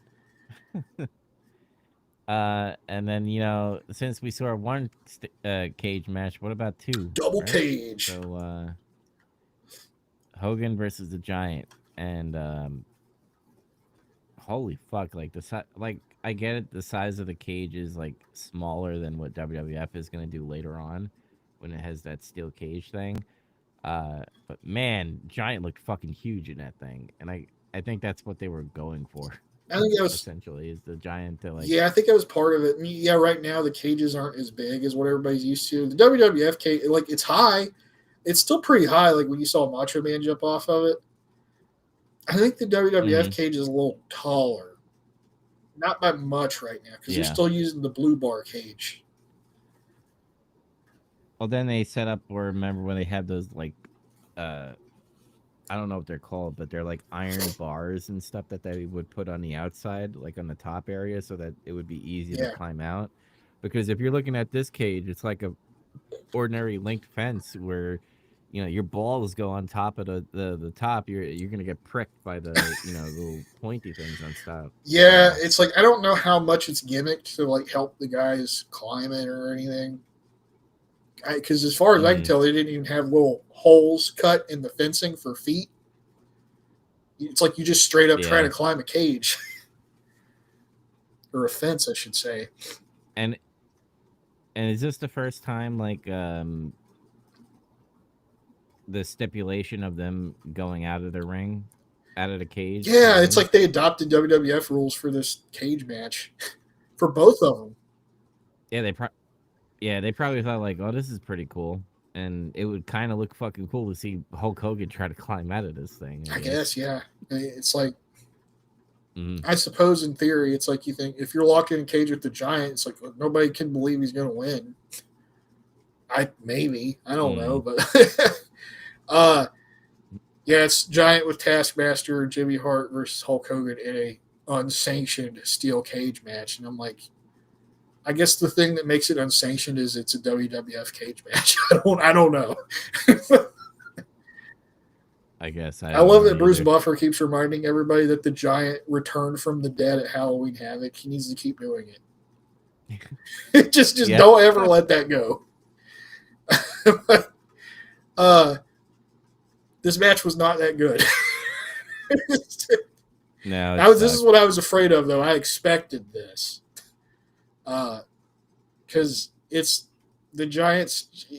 Paul White does just not have the experience yet, still, and Hmm. like you can tell when he gets in there with like when he gets in the ring with a guy like Macho Man or something, you don't see it as bad because he bumps more. So Savage can be like, "Throw me up there, brother. I'll take it," and then he'll like do some kind of insane bump. But Hogan can't Hmm. do that as much for whatever reason, either because he doesn't want to or because he can't. Because you ever see him take a choke slam, it looks like shit usually. Just doesn't look Yeah. good. Um, he's also just a bigger guy. It's just harder to throw him around. But like once again, the Giant got exposed for not being able to really do much, and it sucks because when you think about it, he's been there for like over half a year now, and he's still not that good. Yeah, and it looks, and it's still, he still looks It was bad. like a slow, plodding club kick claw match where it's like he's clubbing Hogan and Hogan punches him or kicks him. So Giant kicks him and he kept doing this thing in the match where he'd whip Hogan into a corner and he'd bounce out and he'd do like a little kick. Like he'd kick him like he's doing a super kick to his stomach. Like I don't know what he was doing. He's trying to add the sound effect Ugh. with I don't his I don't side. know that he Yeah. was trying to. It's just that's my reflex. Yeah. I think he was just side kicking him in the stomach. And he also committed like one of my worst sins in wrestling that I fucking hate, and that's when somebody puts on a long, boring ass bear hug that doesn't look like it hurts. I fucking hate that so much because it's Yeah. like there's a way to do a bear hug and make it looks like it actually hurts, and you're trying to hurt the guy, and he didn't do it. He just did the thing where he's hugging him, and he's just like, oh, like he's yelling and shit. But and then Hogan's like, he's selling it, brother, but it's like it doesn't look like it hurts. Mm. um, I didn't have any other notes about what they did because that's like all I could really say. Yeah, it was very long and boring. And when I mean long, I mean it was like too long for these two big guys to. And I just thought about it right now because the way it ends is that Hogan just climbs out of the ring. He like uh Hogan picks up the Giant, slams him down, and follows up with 3 leg drops because he's the Giant and is still trying to make Oh him yeah, strong. And it kind of makes sense that he escapes the ring because pinning the Giant would just, I guess, not help him in a way. So climbing out of the ring to escape away from the Giant is still kind of making him strong. So I guess I gotta respect Hogan sure. doing that. Uh, but the match is still shit. It They went 15. They it was went a hard 15 minutes, by watch. the way. It felt Okay. longer than that though. Somehow, Yeah, it it felt felt like like an 20 hour. minutes. Uh, Yeah, I gave this a I 4.9. gave it a 3.9. Oh, you're a little bit I lower. really didn't Okay. like it. And then like so like the aftermath of the match is like, yeah, Hogan escapes. A bunch of Dungeon of Doom people rushed the ring, and he beat up the entire Dungeon of Doom by himself with a chair.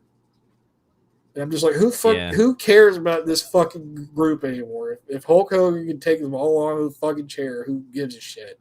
Why would anybody be invested in Well, this? until the Loch Ness wants to come out, and they all pull back the Loch Ness, and I was like, I was like, why? who? Who? It was like that Yeah. meme. But like, some fat guy just comes out wearing like a maroon jumpsuit, and they're called, it's the Loch Ness, it's the Loch Ness monster. I'm like, who the fuck is he? I don't know. You know, this is gonna be a bad analogy because comics are always happening in DC and Marvel. But it always feels like when DC and Marvel are not having a fun time. Like I would say, the last couple years would not be fun Yeah. writing in a way. Uh, but they would just like announce like one more character, and you're just like, who the fuck is this? And like, why is this character in this comic series? Like that's what I felt with Loch Ness. Is like I thought this whole Dungeon of Doom bullshit was dwindling down, and then they just like announce a new character. It's kind of like they went to the create a character universe in WWE 2K25 and made a Bray Wyatt type of character and said, A here's a big fat fat Bray fuck. Wyatt. Yeah. Like, here's my thing: is like they acted like we were supposed to know who he was, and I was like, we've been watching the program, Mm. and I'm like, I don't know who the fuck this guy is. Did they hype him up on Saturday night? And we didn't see it again. Is that what happened? Just, And they didn't even hype like they didn't even like say like we have this secret big weapon. They didn't even like there was no mention promo anything. during the show about it. Yeah, nobody said anything about this guy. And then why the fuck Mm. does the Dungeon of Doom need another fucking big guy when they have the Giant and the Shark and the One Man Gang? Another one? We need another one? And I wouldn't get any more Mm. big guys after you get the Giant anyway. I mean, he's taller than him. Like this huge guy is fat. He's like Yokozuna size, maybe. I don't know, but he's not that fat. But like he's I think it's just Uncle Eric trying to be like making a carbon copy. Be like, we need to find our fat ass. we Who's need our more fat ass? fat And ass just wrestler because yeah. Shark, Earthquake, and One Man Gang, they're not that fat. They're like they're super heavyweight Mm. guys, but they're not like Yokozuna or Mabel or something.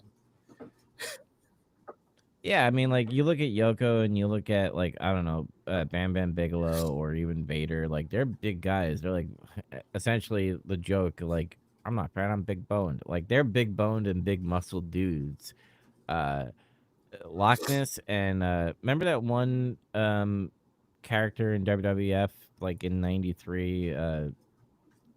He was like a fat like monk Oh type of yeah, character. I, yeah. His name was Friar Ferguson, but he was also Bastion Booger. He was Chaz's favorite Yeah, wrestler was like Bastion Booger. yeah, that's like my comparison of the Loch Ness. It's like that's their Bastion Booger of the It's funny because WCW, he's still way bigger than essentially. him. Bastion Booger was like the same size as like some of these guys we're talking about right now, but he just sucked more as a Mm, wrestler. He just wasn't anywhere near as good as them. yeah, Uh, God, but overall, this Super Brawl was weak. weak. Like all the other Super Brawls we had, like there were some bad ones, but it wasn't as bad as this, in my opinion. Yeah, and then like I feel like they've done this. They're on this streak right now of having like not that good or bad pay per views, like where it's like Mm. you got people pay money for this. Like what the fuck? God, uh, I don't want to see any more Hogan Giant matches. They always suck. It's just Giant's not Yeah, where he needs to be at to have a match with Hogan. So it's always just going to look bad outside of Hogan's it's okay. limitations. It's okay. They're gonna rib Paul right to the point where he's gonna want to go to WWF Is anyway. that what happened? Yeah, so apparently there's a story, even though like Big Show kind of like plays it off like, oh, I got ribbed and essentially, but back when Hogan was NWO and spray painted the gold belt with WCW on or Yeah. NWO on it, he told the Giant to wear it around the airport because essentially he was in storyline, he was keeping the belt warm for Hulk Hogan while Big Show was in NWO, and people in the company are like, why the fuck are you wearing a belt around the airport? God. Don't don't don't Oh, do that. And oh, it was Sting. The Sting was actually the guy who went up to Paul and was like, hey, don't do that. You're getting oh ribbed. my God. Yeah, and apparently the NWO treated him like shit. Essentially, that's why he showed up I at remember hearing WWF. him talk about that the end of what you just said, where it's like they were kind of fucking with him a lot, and he got fed up with it after a while. But I didn't hear that story about him with the bell at the airport. So,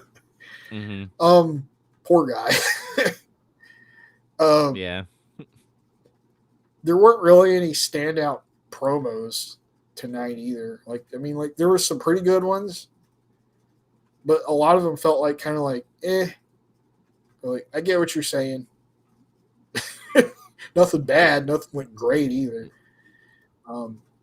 Yeah. Like my score for the whole night is like a 5.5. Well, that's exactly what I gave it.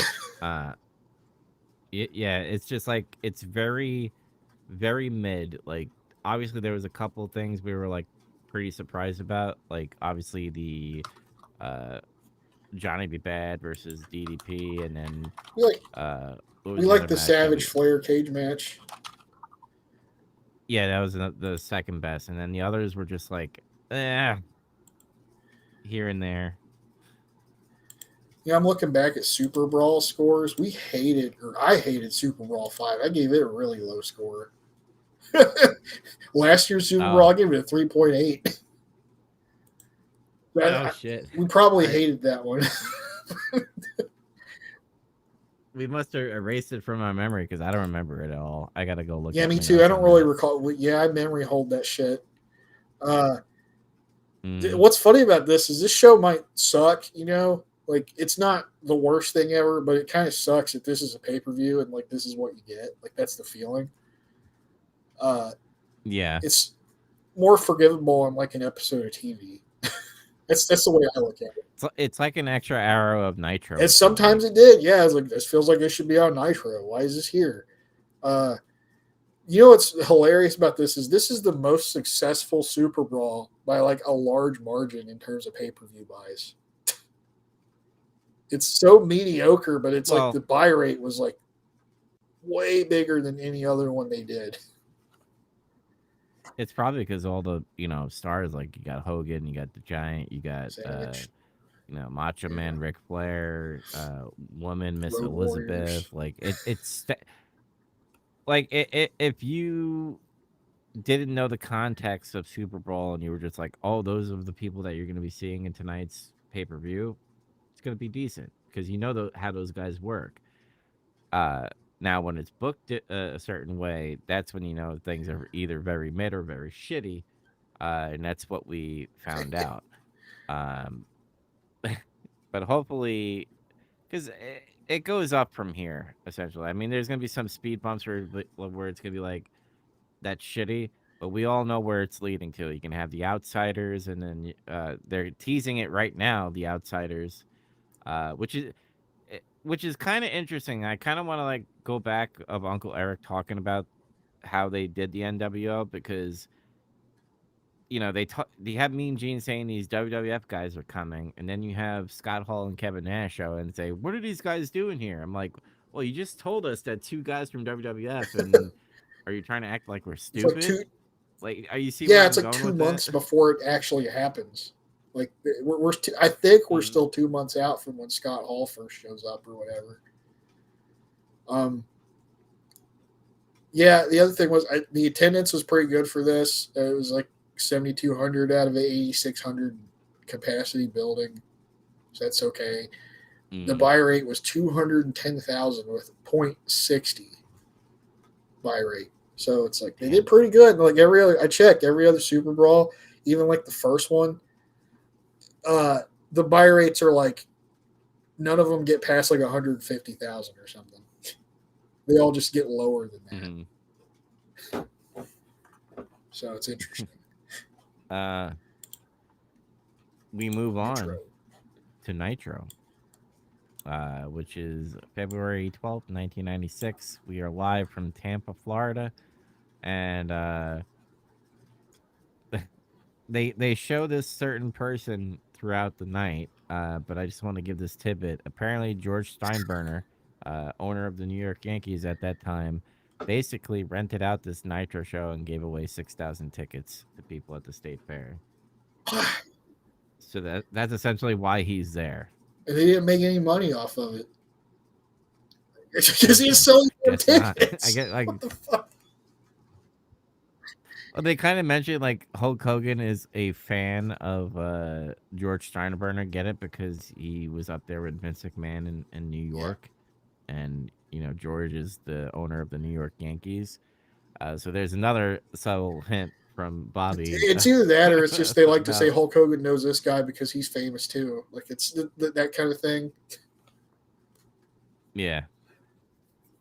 So like it's funny because like I just like the irony of having George Steinbrenner there, and like you have Turner TV, who's very Atlanta Braves, because Braves and Yankees during that time were like rivals, because Yankees and Braves were in a World Series, I believe, recently, if I remember correctly, or maybe even this year. Yeah, So that's back when the Atlanta I Braves that was was really another, good. I think.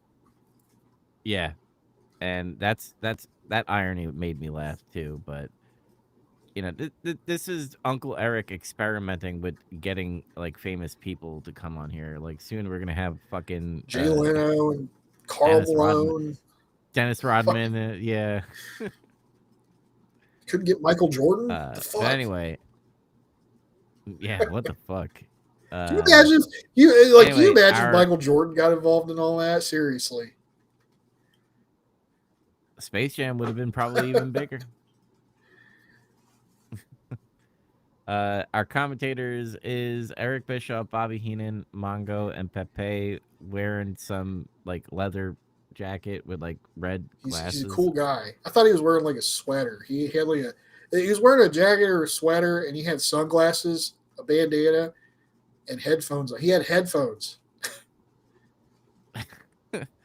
I did like that fucking Eric Bischoff like finally announced Pepe, because if you noticed throughout other nitros, he's like he just mentions Mongo and looks at the dog, and this time he like mentioned Pepe Pepe's for the here. first time. Acknowledge Yeah, him.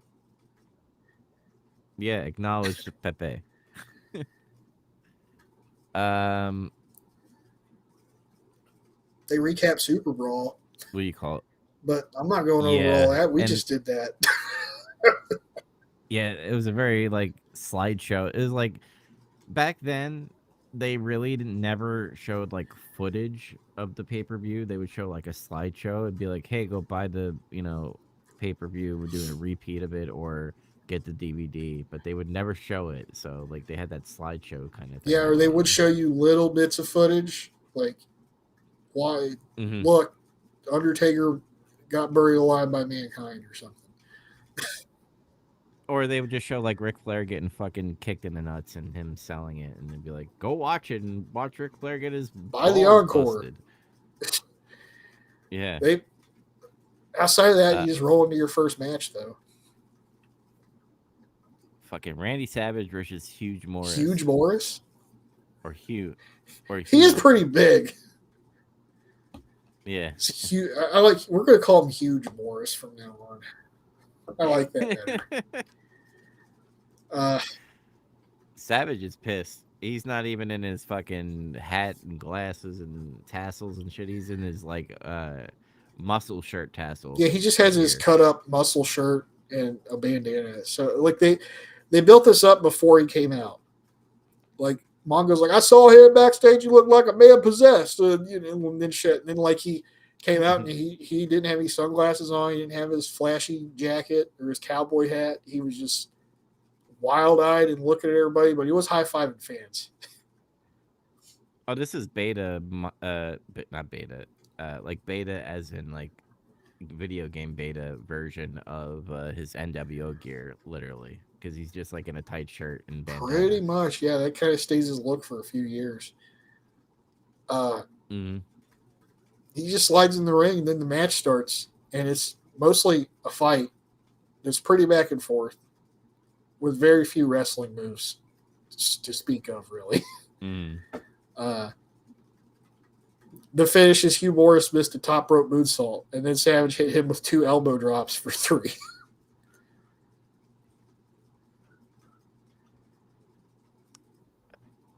I not there wasn't a lot to go off of. It was almost like very squash like, but it was very because Morris got some offense in there, but not enough.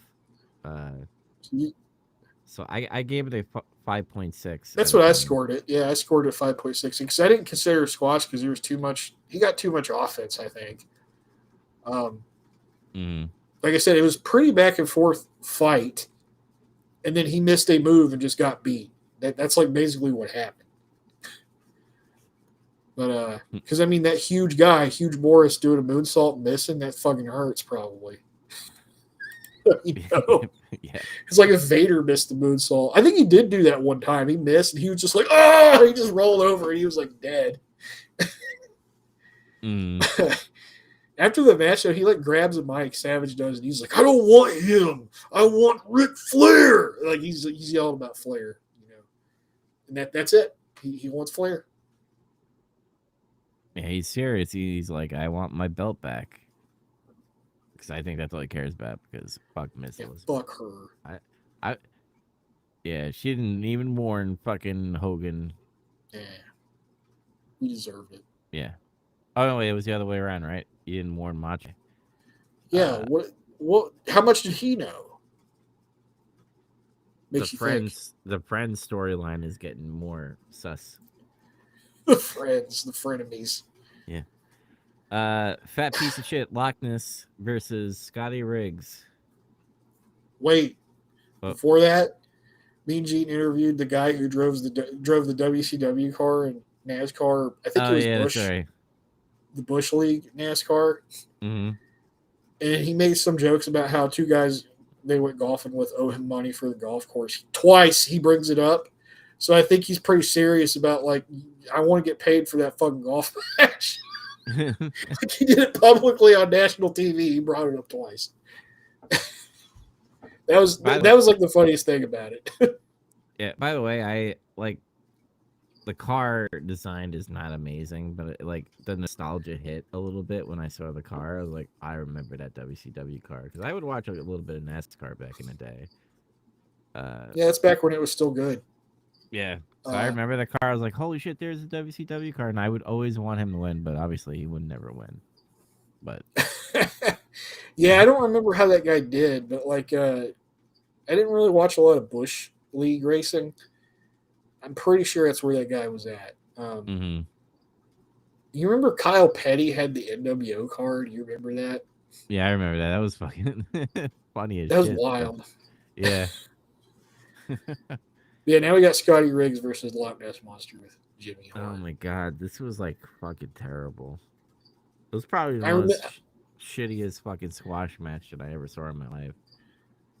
It's up there, being pretty bad. Yeah, like so. I found out who this guy is because it's like, did they just fuck up and not inform us who he was? And I feel like this guy is supposed to be somebody in wrestling. He's too old to not be somebody. Mm-hmm. And I looked him up, and he's Giant Haystacks. He's a British wrestler. Who British wrestling is weird a little bit because like it was so contained in Britain, and you know it's back during territory times. Nobody knew anything about it, unless some of those guys crossed over and went to like America or Canada. Mm-hmm. And he's not one of those guys, I don't think. Giant Haystacks is not a guy who crossed over, along with Big Daddy, because it's like I was getting ready to say this dude and Big Daddy is another British big huge fat guy wrestler like him, and believe it or not, they're considered to be like Hulk Hogan and Ultimate Warrior in England, like back in like through this from the 60s to like the 80s basically. Mm-hmm. Which is crazy to me. And if you ever watch them, they're not good. they're not good.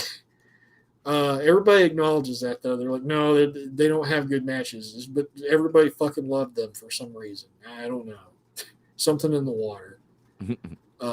This guy's name confused me though, because I always think of Haystacks Calhoun, and I heard Giant Haystacks. What the is that Haystacks? No, it's a different guy.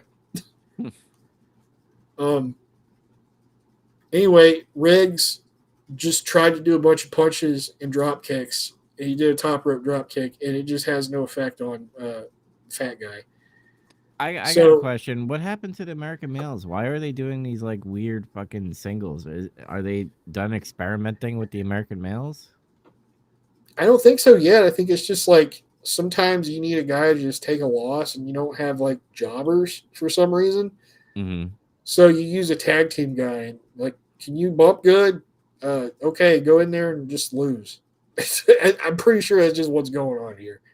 Okay. Um, not unless like maybe Bagwell got hurt and he's just got time off. So it's like, all right, Riggs, you just do jobs for a bit. Okay, but he goes up for one more drop kick, and it looks like Loch Ness was supposed to catch him and do like a front power slam, like a world's strongest slam thing. Mm-hmm. But he just slipped through his grasp and fell. And then he like landed awkwardly on top of him. Yeah, it kind of looked like he broke his ribs. I was like, oh, the fuck. So you get the thing that is like, why did he fall on him after that? Like, he saw that like he let him go too early or some shit. He didn't catch him, and he still fell on him. I guess it was like reflex or something. I don't know. I don't know. It looks shitty as fuck. Like, He should have just stood there and then like stomp him or some shit. I don't know, or just do the elbow drop there and pin him. That could have been the finish. yeah. Like, he beat him with one elbow drop. Oh my god. The one thing I hate about fat wrestlers is like fat wrestlers that are not athletic. Like Bam Bam Bigelow and Vader are fat wrestlers, but they're muscled and they do agile shit. Like they do a moonsaults and they're very quick and agile and all that stuff. Loch Yeah, Ness is just fucking fat and like terrible. he's slow. Like, Yeah. Mabel works better than him. Yeah, Mabel's way better right now than him. It's great. Mm. Yeah, this guy's old now though too. That's another thing. Like, he's like God, he's born in the 40s, I think it said. So he's 50, 60, 70, 80. This dude's like up in his 50s just about now. And he's squashing. He squashed like this guy. I'm not saying Scotty Riggs is some amazing fucking worker, but like, look at Scotty Riggs. Mm. Like, this dude's jacked and he's young and he's got like long hair and like, and he's got his ass beat by like this fat guy. It just looks. I was just thinking about, man, this sucks for him. I just feel bad for him. Yeah. But like, this is not even done. Like, we talk about how bad he botched this one move. He's like, okay. And he backs up a little bit, like he knows, like, I'm gonna do an elbow drop now. Like, this was supposed to be the finish, I think. Mm-hmm. And then he like went to do it and then stopped. And then was like, wait. Like, he literally said, "What? Like, wait a minute." And then he elbow dropped him. I'm like, what the fuck was that? And then like he got up and did it again. He did another one just like that. And then that was the pin. And I'm like, what was that supposed to be? What happened? I don't know. Oh, it was a squash and it sucked. It was a shitty squash. I didn't like it that much. No, bad. You gotta squash. You gotta look good. You have to look good in the squash. If you fuck it up, honestly, fucking up a squash is almost worse than fucking up, because it's hard to fuck up a whole wrestling match, because you have time. You can like fix it or something. Yeah. If you fuck squash up, it's the whole thing's fucked, and you just look stupid. Mm-hmm. Very stupid. Next we have Liz and Miss Elizabeth and Woman bring out a gurney after a wild night of partying. And then Ric Flair just gets out and fucking shoots a promo. That shit was amazing. Like, Jean's starting to talk to Liz and wants her explanation. And then she actually does get to talk a little bit. And yeah, she made some kind of comment about how like Savage said one man's going to leave the arena at SUPERBRAWL in a gurney or something. Mm-hmm. And then it may have taken us all night, and then Ric Flair just pops up out of the bed like from under the sheets, and he's like wearing sunglasses and he looks crazy and shit. Yep. And like he starts wooing and acting like a nut. And then Elizabeth doesn't elaborate too much yet on what made her turn on him, but she references like, I was with him for 7 years and he never let me talk. She ain't wrong. She's not wrong about that. And I'm like, that's fair, I guess. If you ever and it's like she always did want to say something. It's just she always got cut off. Mm-hmm. It built up over the years. She wanted to Justified. take it was justified, but she's like, I wanted to take away the thing he cared about most. That's the world title. And Flair's just acting ape shit. He's just like talking about Space Mountain and I'm not when I talk about his promos that way, I'm not trying to say like, oh, he talks about the same shit all the time. It's just like he has like he says certain things, and you just know, oh yeah, that's a Ric Flair promo. Well, what's funny is like you'll have like Miss Elizabeth be the main promo of this segment here, and like Ric Flair, who's not part of the main segment promo, is just in the background being like, "We were in Space Mountain, woo!" My favorite thing he did was he kept drawing attention to how he's got like two women with him, and all this shit. He's got Elizabeth, so like in the canon of wrestling, say what you want, but a lot of people did like her. And he's all like, he said, I take every opportunity I get to walk that aisle and be Ric Flair. He's just talking about, and that's true. He just loves being Ric Flair. Okay. Mm-hmm. And he was talking about Space Mountain, and Gene was like, he like looked over at the camera. He's like, he twitched the microphone. He was like, oh no. So after that promo, his name is Devin Storm, right? That mullet guy. Dangerous Devin Storm. You know who that is? No, I don't. That's Crowbar. Remember Crowbar? Oh my god. It looks nothing like him, right? I thought it was a different guy. I'm like, who's this skinny indie looking dork? That's Crowbar. That's fucking insane. Wow. Like, he looks 90s as fuck. He's got like the bad mullet, and on top of that, his hair, I guess his natural hair color is red. So it's like he's pale, he's skinny, and he has a big, long red mullet. Kind of looks like Roger from fucking Doug a little bit with his nose and everything. You know what I thought he looked like? You remember Pete and Pete? Oh my god, Adventures yeah. of Pete and Pete. He looked like Big Pete if he grew up and became a wrestler. That's what he looked like to me. Yeah. He kind of has that face a little bit. Yeah. And then Conan comes out with his funky ass gear again, and I'm just like, ah. This is the gear I was talking about. Yeah, I'm like, what the fuck is this? Because I don't remember what he was wearing on SUPERBRAWL, because I watched that several days ago. And I didn't write down what he wore. Devin Storm is a guy who was working the indies at this time. Like, this is kind of how he like got his recognition, I guess. And like this time, the indies aren't really established yet. Like, they've just cropped up after all the territories are dead, basically. And like there was more of an indie scene like in the Northeast and like kind of like Michigan and shit like that. That's where he's from. He's from like that Northeast indie scene and stuff. Okay. And like, I guess he's like one of those guys. It's like he's laying the blueprint out for like what indie wrestling is going to look like later. Kind of, you see it like in the stuff that he does. And maybe some of the bad habits too. Yeah. Just like Devin Storm is like doing a bunch of Sabu's stuff. First of all, he's like setting up little. I'm gonna put this chair and then like run and jump off the chair. Yeah, when he was moving the stairs in front of Conan while he's sitting on the chair, fucking Mongo's like, "Where is he, a mover?" And I was like, "Oh my god." I didn't catch that. That's God. A Mongo gold nugget there. Yeah. But like literally, he like the first bit of his offense, like first 4 moves or whatever, is just stuff you see Sabu do. Actually. Yep. Except now that I know that Sabu has been playing 4D chess with everybody this whole time, he plans all his botches.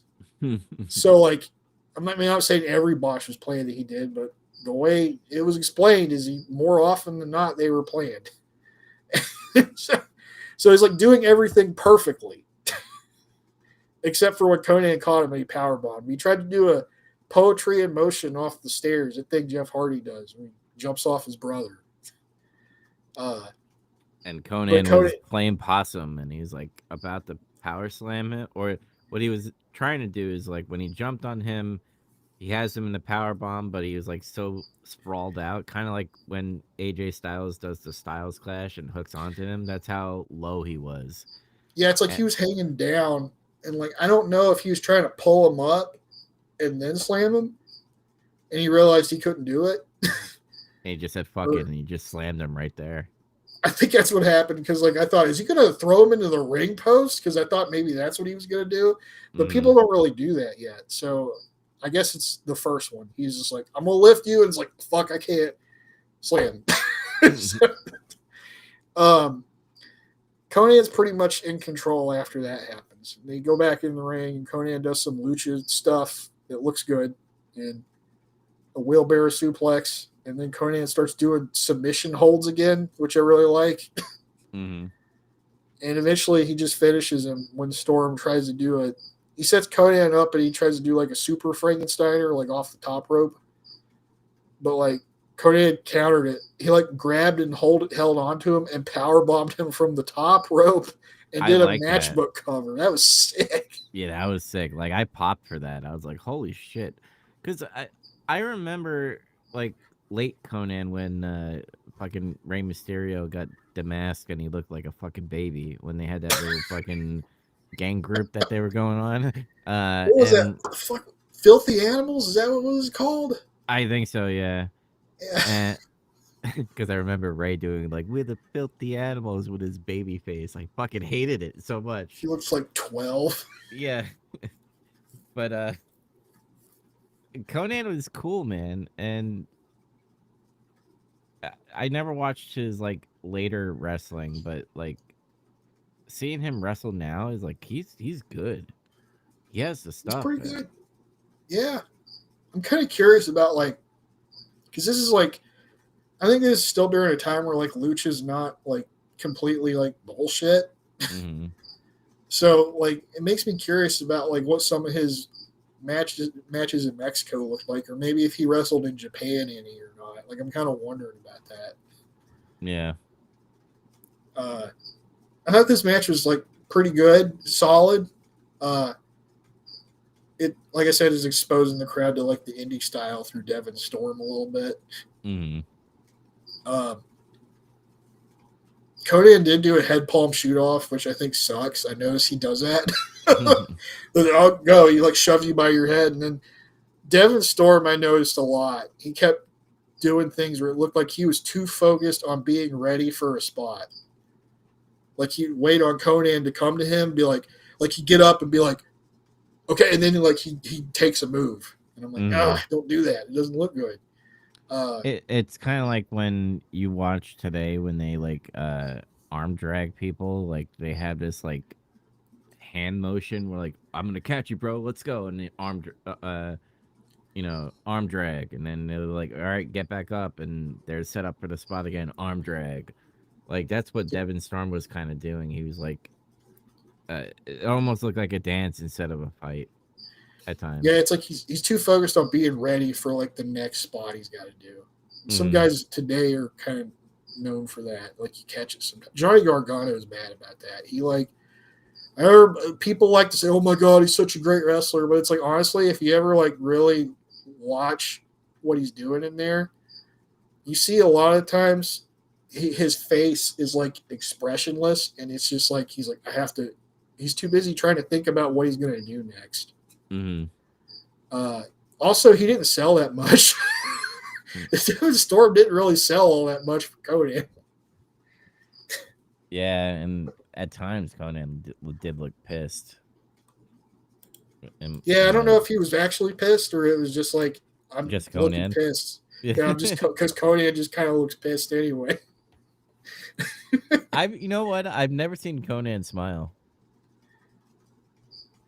I don't He's think I have. No, when he was in Wolfpack, I think he did. Yeah, but that was kind of more like a role play smile. Like, yeah, man, I'm a I'm gay. Conan. You know, Yeah. like, Yeah. you know, like that. Like, yeah, sure. Like Yeah. Scott Hall, like how he smiles. Mm-hmm. I don't know. Yeah, there might be something to that. Maybe he's just always fucking serious. Because every time I listen to him on a podcast, he's like, "You know, bro," and then like he'll complain for like a good hour. Then Complain about something, yeah. yeah, and then like never say anything positive. But whatever. Yeah, yeah, bro. I gave this a 5.9 out of 10. That's exactly what I gave it. Oh, Jesus Christ, we're spot on our reviews tonight. I think, like, to me, it was just the little gaps in the match. Like, if those didn't exist, like, if Devin Storm actually sold more and, like, didn't look like he was too busy thinking about what he had to do next, I probably would have scored it higher. Mm-hmm. I don't know how high, but it would have been better. Yeah. I'm looking at my notes. Was there anything in between before we got into Hogan and Arn Anderson? No, it just went straight into that. Jesus, like this build up is weird because like you have Hogan who's fighting Ric Flair and the Giant. Uh, all of a sudden now is fighting Arn Anderson because why not, right? Because Ric Flair is the champion and he's not going to be there anymore. So you don't want him fighting the Giant again because that's terrible. Um, and I'll he's take already this over a Giant match for sure. yeah. And Taskmaster is like overdone already. So I guess Arn Anderson is the guy. I'm not complaining. It's Yeah. just like weird booking that is just like, oh, I guess we're gonna have these guys fight for some strange reason. I don't know. Arn Anderson with woman versus Hulk Hogan. Yep. I don't have a lot to say about this because it's like that's kind of how Hogan matches go a little bit. They have a solid match, I think. It's kind of interesting watching Arn bump and oversell for Hogan, though. Yeah, it was kind of weird. Like you don't usually see him do that kind of thing, and he does it here. So it's like kind of interesting. Because Arn Anderson is built like this, uh, like I He's said built before, like a dad that would beat your ass.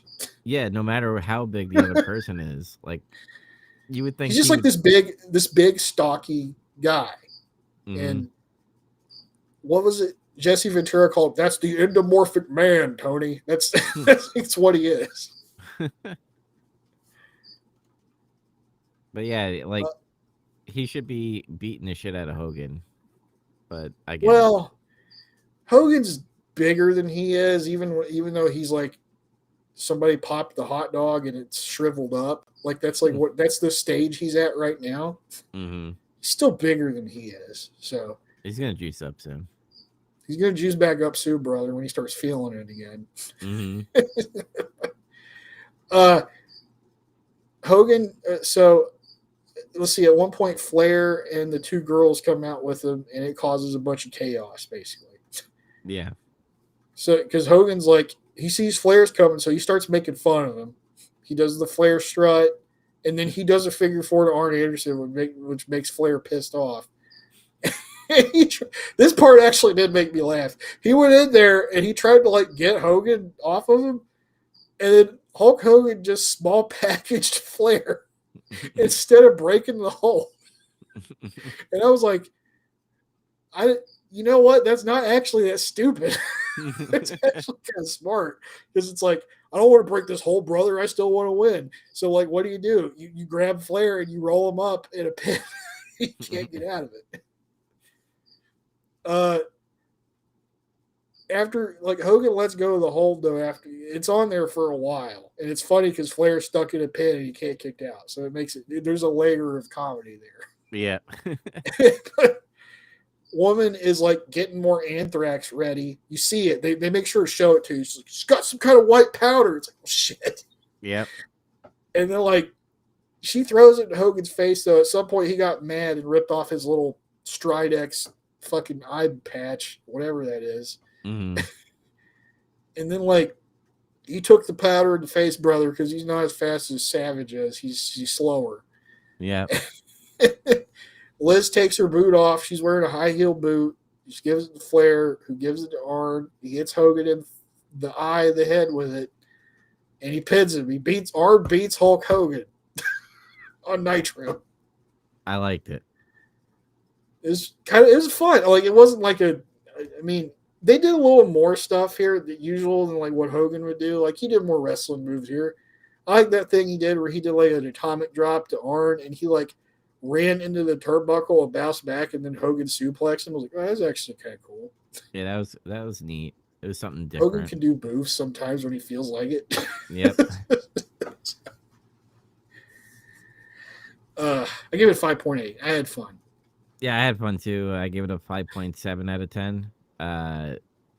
I just find it funny that Ric Flair comes out and like chaos just happens and it leads to where it leads to, and I'm like, everybody comes out okay. Arn Anderson gets a pin over fucking Hogan, and Hogan gets screwed again by Miss Elizabeth, the turncoat, essentially. He's protected because 2 women assaulted him. Yeah. But chaos still continues because woman and Miss Elizabeth and Ric Flair and Arn Anderson go towards the commentating desk, and Ric Flair takes Eric's fucking headset and it breaks it instantly. He's like, what? And you hear like a bunch of shit like this, and then like just, and he's like, Flair took the headset and it just broke. It was like the earpiece broke off somehow. I'm like, what are these cheap ass headsets they had back then where the earpiece just falls off immediately? And Ric Flair's just screaming. And then Arn Anderson just picks up the microphone and he says some shit. Like he actually does a promo. Yeah. Like, Ric Flair's doing a promo kind of, but he's like in the I'm ape shit Ric Flair mode. And Arn said, "It's not the end of the world. It's not the end of time. The sky's not falling. Arn Anderson beat the immortal Hulk Hogan, and he'll do it again too." And then Hulk Hogan starts coming up to the commentary desk and shit. And then you hear Flair like, "Get out of here! Get out of here!" They all just leave. He's like, "Girls, get out of here! Get out of here!" And they all scatter. And it's not over, people. So Hogan gets in there and he's like all angry and shit. And Bobby Heenan is in the mix, tangled up with Hulk Hogan with his headset.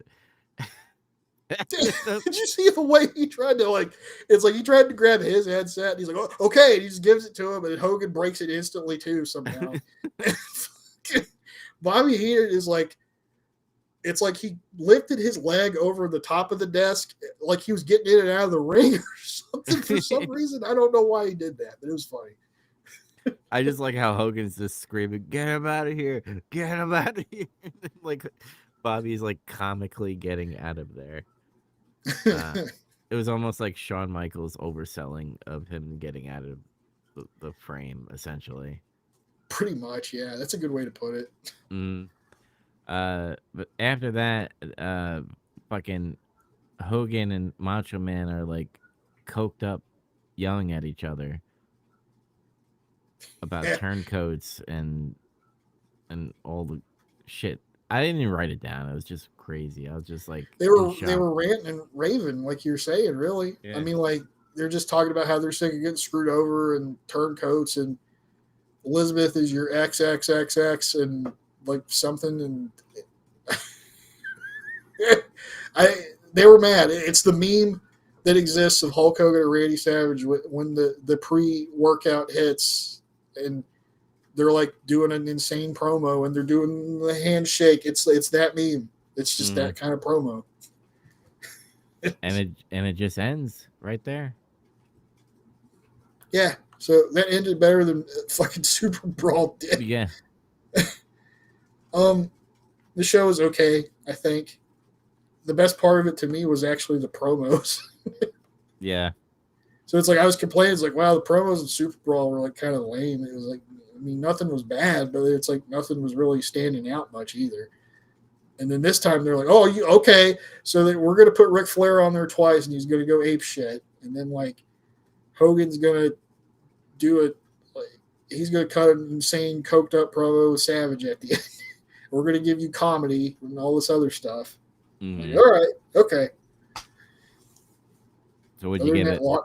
oh yeah, I was gonna say other than that Loch Ness squash, it was shit. I mean, it was all right. Yeah. I gave it a 5.8.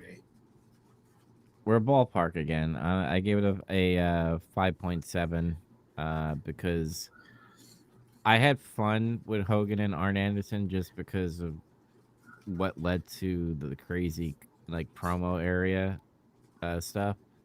Uh, and impressed with Conan on his wrestling. Loch Ness is a piece of shit. That's all I can say. Uh, Savage You is. know, like he gets diagnosed with lymphoma really quickly around this time, and he dies. You call him a piece of shit. Oh no! That's how his run ends. Oh He's like, no! you're gonna come in, you're gonna be a heel. He's like, he finds out he gets diagnosed with lymphoma and he dies. That's terrible. Well, he's still booked like a piece of shit. And this. Yeah, they could have done something better. They could have found somebody else. Mm-hmm. They should have brought Mabel in. Yeah, he was fired right around this time. Yeah, he was gone. She could probably Mabel in. He could have been Loch Ness. Hey, he could have been, and probably fucking broke fucking Scotty Riggs back. He had put Hulk Hogan in the slam, the brrr slam, where he like fucking he always makes that noise. uh, anyways, like we said, it was only WCW today, but what's the next thing we're gonna be covering? I'm guessing WWF In Your House 6 with the next Nitro and Raw. Yeah, Okay, and so we'll be fixed. yep, and then we will be fixed and back on track on schedule. So remember, WWF In Your House 6, February 18th, 1996, and then WCW Nitro and WWF Raw, February 19th, 1996. So remember to watch those, and then we will come back and discuss and review it. Uh, if you want to catch more, get in some color. Do you have any final words before we sign out? No, stay tuned. We're still going to be doing this. Yep, still getting through 1996. But if you want to catch more, get in some color, follow us on Big Trouble Media. Like and subscribe and comment. Tell us your scores of these matches, and tell us if we're shitbags or something with our takes. We like to hear people's comments. Uh, but until next time, everybody, remember